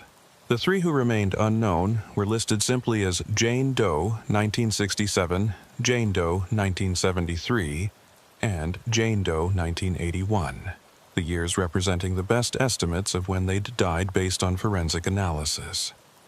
Miles had been promoted to detective 6 months earlier, a recognition of his work on the Burkhart case and his dedication to seeing it through despite the personal cost. He worked in the Criminal Investigation Division now, partnering occasionally with Detective Harmon on cases that required multiple investigators. The work was different from patrol, more time spent reviewing evidence and conducting interviews, less time responding to immediate crises. But Miles found he was good at it. The attention to detail that had led him to notice the inconsistencies in the Duvall house served him well as an investigator, and he'd already cleared several cold cases that had languished in the files for years. But the Burkhart case stayed with him in ways that other investigations didn't. It had become a defining moment in his career and his life, the case that changed how he understood evil, and the capacity for ordinary-seeming people to commit extraordinary horrors. Miles came to the memorial park regularly, finding something peaceful in the quiet space, and he wasn't alone in that. Families of the victims visited frequently, leaving flowers and photographs and small mementos, creating a living tribute to the women who'd been stolen from them decades earlier. On this particular afternoon, Miles was meeting someone he hadn't seen since the early days of the investigation. Helen Duvall. She'd reached out through the department, saying she wanted to talk with Miles about something she'd been experiencing, and they'd agreed to meet at the memorial park. When Helen arrived, Miles was struck by how different she looked from the terrified woman he'd met that night 2 years ago. She seemed calmer, more grounded, though there was still a shadow behind her eyes that suggested the trauma hadn't fully released its hold on her. They walked the paths together, making small talk about Helen's life since leaving the house. She'd completed intensive therapy and was working again, teaching art at a community college in Conway. Her son had graduated and was working in Dallas, and Helen visited him regularly, grateful for the distance from Arkansas and the memories it held. But as they walked, Miles could sense that Helen had something specific she wanted to discuss, something that was weighing on her. Finally, as they sat on a bench near the central monument, Helen spoke about what had brought her here.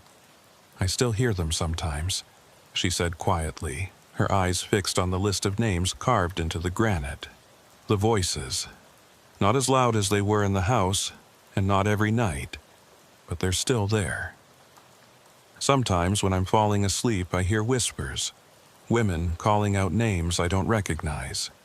My therapist says it's a form of PTSD, that my brain is processing the trauma by recreating the auditory experience. But Miles, it doesn't feel like that. It feels like they're actually trying to communicate something. Miles listened carefully, remembering his own experiences in the house and the period afterward when he'd been plagued by nightmares and intrusive thoughts. "What did they say?" he asked, keeping his voice neutral and professional. Helen pulled a small notebook from her purse and opened it to show pages filled with names and dates, all written in her precise handwriting. "I've been keeping track. Every time I hear the voices clearly enough to make out words, I write down what they say. Most of it is fragmentary, just names or phrases. But there's a pattern, and I think it might be important." Miles took the notebook and studied the entries, his detective's mind immediately looking for connections and consistencies. The names Helen had written down didn't match any of the identified Burkhart victims, and the dates ranged from the 1970s through the early 2000s, extending well beyond the timeline they'd established for Burkhart's activities. "Helen, have you shown this to anyone else? To Detective Harmon or any of the investigators?" Helen shook her head. "I was afraid they'd think I was losing my mind. But you were there that first night. You heard the voices too. I thought maybe you'd understand that there's something real happening, even if we can't explain it conventionally."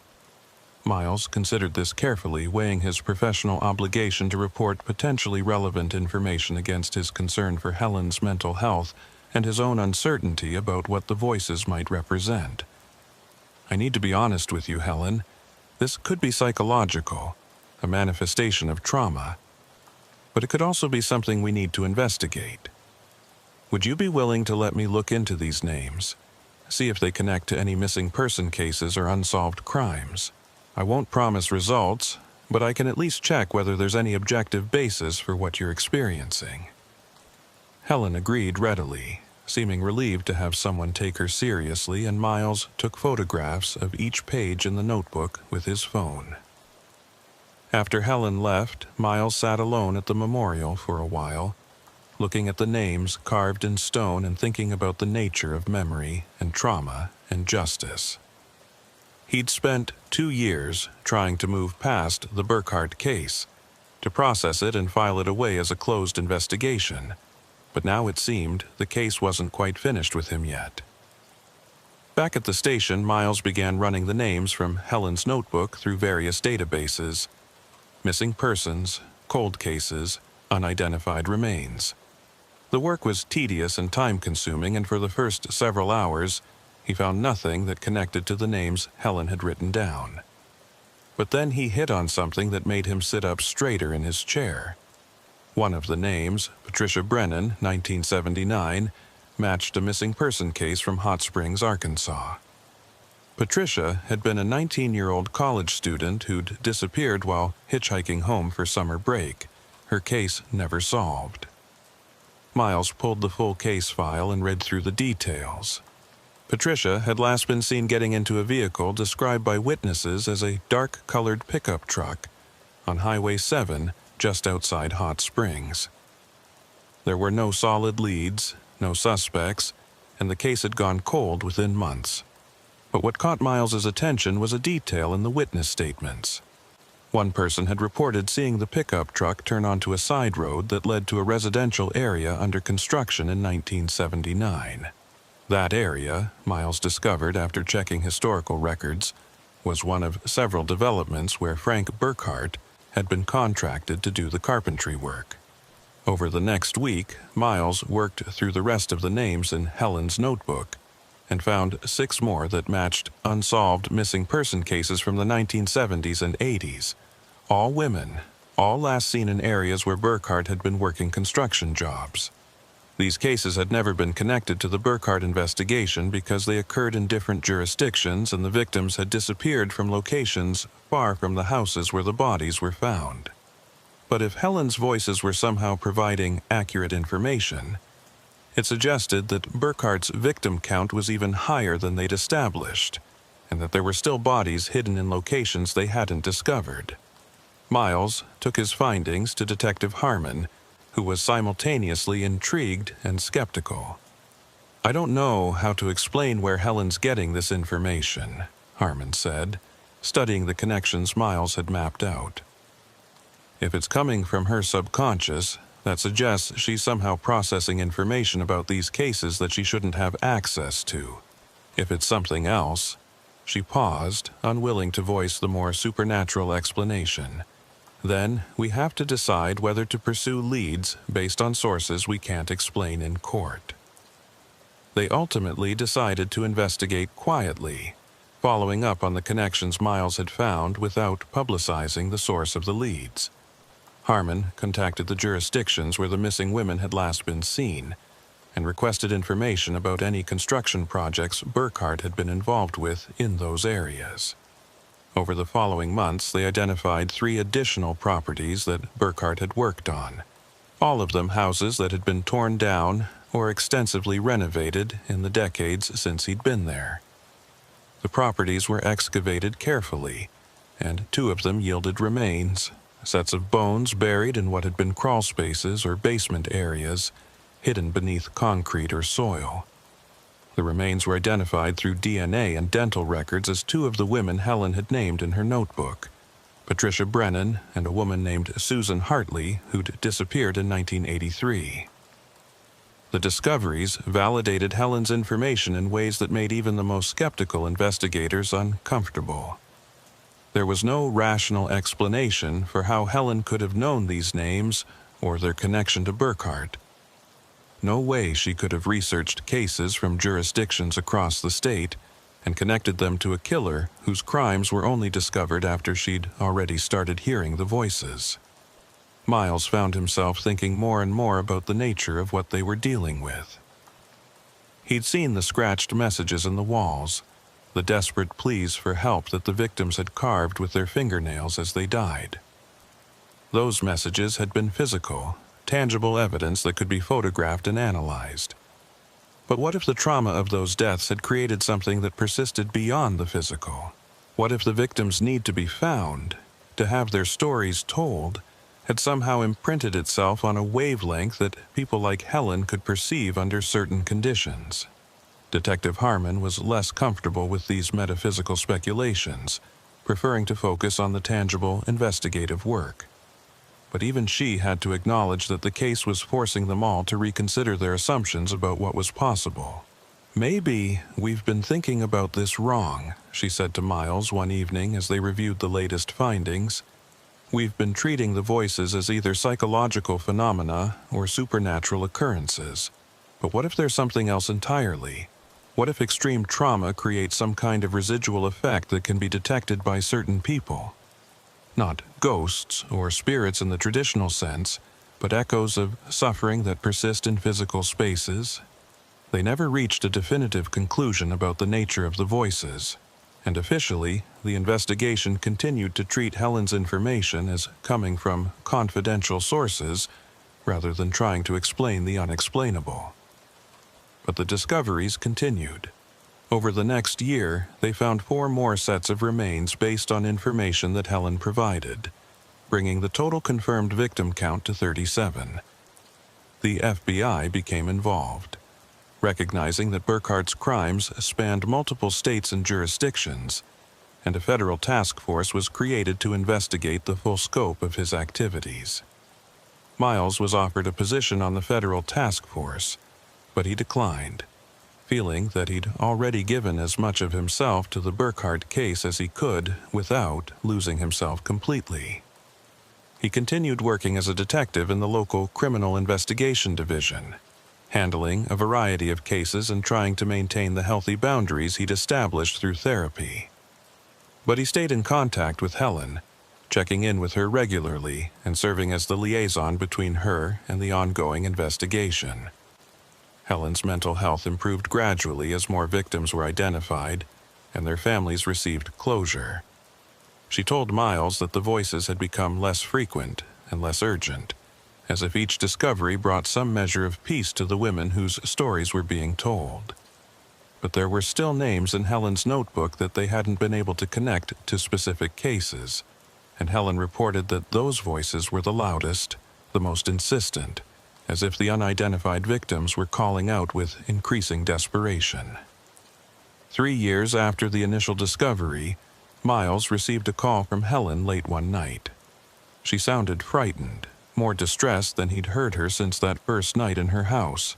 "Miles, you need to come to the park. The Memorial Park. Something's happening." Miles didn't hesitate. Driving immediately to the site where the Duval house had once stood, he found Helen sitting on the ground near the central monument, her face pale in the streetlight. And as Miles approached, he heard it too. Voices, faint but distinct, coming from all around them. Not from any specific direction, but from the ground itself, from the air, from the monument with its list of names. Multiple voices, overlapping and echoing, speaking names and dates and locations. Miles pulled out his phone and started recording, capturing audio that would later be analyzed by specialists who'd find no rational explanation for the sounds. The voices continued for nearly 15 minutes, and Miles and Helen sat together listening, writing down everything they could make out clearly. When the voices finally faded, Miles and Helen compared notes. They'd both heard the same names, the same dates, the same desperate pleas for help. But what disturbed Miles most was something he heard in the final moments before the voices stopped. Clear and distinct above all the others, he heard a woman's voice say, "Thank you for listening. Thank you for finding us. But there are more." He wasn't the only one. There are always more.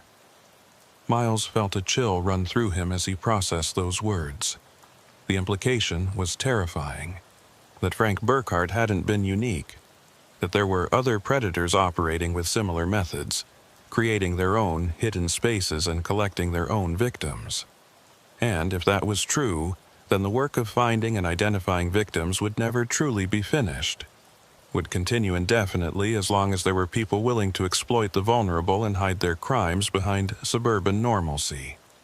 Over the following weeks, Miles worked with the federal task force to investigate whether Burkhardt had been part of a larger network or had inspired imitators. They found no direct evidence of coordination with other killers, but they did identify several unsolved cases across the country that shared similar characteristics. Hidden spaces in residential properties, victims sealed into walls or cavities, construction workers or contractors who'd had access to the properties during building or renovation. The pattern suggested that Burkhardt's methods might have been used by others, either independently conceived or copied from news reports about his crimes. The investigation expanded further, growing beyond what any single agency could handle, and ultimately became an ongoing operation coordinated by the FBI's Behavioral Analysis Unit. Miles continued to contribute when asked, providing insights from the original investigation and serving as a consultant on cases that involved hidden spaces or construction-related concealment. But he also worked to maintain distance, to avoid becoming so consumed by the darkness that he lost sight of everything else in his life. Delilah remained a constant presence, checking in on Miles regularly and pulling him back from the edge when she saw him getting too deep into the work. She'd been promoted to supervisor of the dispatch center and had helped implement new protocols for handling calls about strange sounds or voices in residential properties, ensuring that such calls were taken seriously and investigated thoroughly. The Burkhardt case had changed how the department approached these situations, recognizing that sometimes what seemed like paranoid concerns or supernatural fears could be signs of something genuinely dangerous hidden just out of sight. 5 years after that first call to Helen Duvall's house, Miles found himself back at the Memorial Park for an anniversary ceremony honoring the victims. The park had grown over the years, with additional monuments added as more victims were identified, and it had become a place of pilgrimage for families of missing persons and advocates working on cold cases. Helen was there, looking healthier and more at peace than Miles had ever seen her, and she told him that the voices had finally stopped completely 6 months earlier, after the last of the victims she'd heard had been identified and their families notified. "I think they just needed to be heard," Helen said, standing before the monument and reading the names carved in stone. "They needed someone to listen, to take their suffering seriously, to refuse to let them be forgotten, and now they can rest." Miles wanted to believe that, wanted to think that there was some measure of peace for the victims whose voices had echoed through the years, demanding justice that came too late to save them, but just in time to give their families closure. But Miles also thought about those final words he'd heard that night in the park, the warning that there were always more victims waiting to be found. He knew that somewhere in quiet suburban neighborhoods across the country, there were likely hidden spaces containing the remains of people who'd disappeared without a trace, their families still waiting for answers that might never come. And he knew that as long as he wore the badge, as long as he had the skills and the knowledge to investigate these cases, he had an obligation to keep looking, to keep listening, to refuse to let those voices fall silent. As Miles drove home from the ceremony that evening, his radio crackled with a dispatch call for a welfare check on an elderly resident who hadn't been seen in several days. The address was in an older subdivision, houses built in the 70s, and Miles felt that familiar tightening in his chest that came whenever he responded to calls in those neighborhoods. He acknowledged the dispatch and turned toward the address, and as he drove through the quiet streets with their well-maintained lawns and normal-looking houses, he found himself listening, not just with his ears, but with that part of himself that the Burkhart case had awakened, the awareness that beneath the surface of suburban normalcy, terrible things could be hidden for years or decades, waiting for someone to finally hear the voices calling out from behind the walls. Miles pulled up to the address and sat in his vehicle for a moment, preparing himself for whatever he might find. He thought about all the victims who'd been silenced, all the families who'd suffered not knowing, and all the investigators who'd worked tirelessly to give them answers. And he thought about Helen, who'd had the courage to call 911 about voices that others might have dismissed, and whose willingness to be seen as crazy had ultimately led to justice for 37 women and ongoing investigations that might save countless more. As Miles walked toward the house, his hand resting instinctively on his radio, he made a silent promise to all the voices he'd heard, all the victims he'd helped identify, and all the families he'd given closure. He would keep listening. He would keep investigating. And he would never stop believing that every call, every complaint, every report of something unusual or frightening deserved to be taken seriously, because somewhere behind those walls, someone might be waiting for help that was 50 years too late, but still desperately needed. The house before him was quiet and still, its windows dark, its secrets hidden. Miles knocked on the door and called out his identification, and as he waited for a response, he could have sworn he heard something. Not a voice exactly, but a whisper on the wind, a sigh from the structure itself. Or maybe it was just his imagination, his mind primed by years of investigating horrors hidden in plain sight. Either way, Miles was listening, and he would continue to listen for as long as he wore the badge and carried the responsibility of responding when people called for help. Because in the end, that's what the job was really about. Not solving every case, or catching every criminal, or even understanding every inexplicable thing that happened in the course of human events. It was about showing up when called, taking people's fears seriously, and refusing to look away from darkness, even when it would be easier to dismiss it as imagination, or coincidence, or someone else's problem. Miles had learned that lesson in a suburban house in Arkansas, taught to him by voices scratched into walls and echoing through decades, and it was a lesson he would carry with him for the rest of his career and his life. The door opened slowly, and Miles stepped forward into whatever waited inside, his flashlight ready, his training solid, and his commitment to hearing the unheard stronger than ever.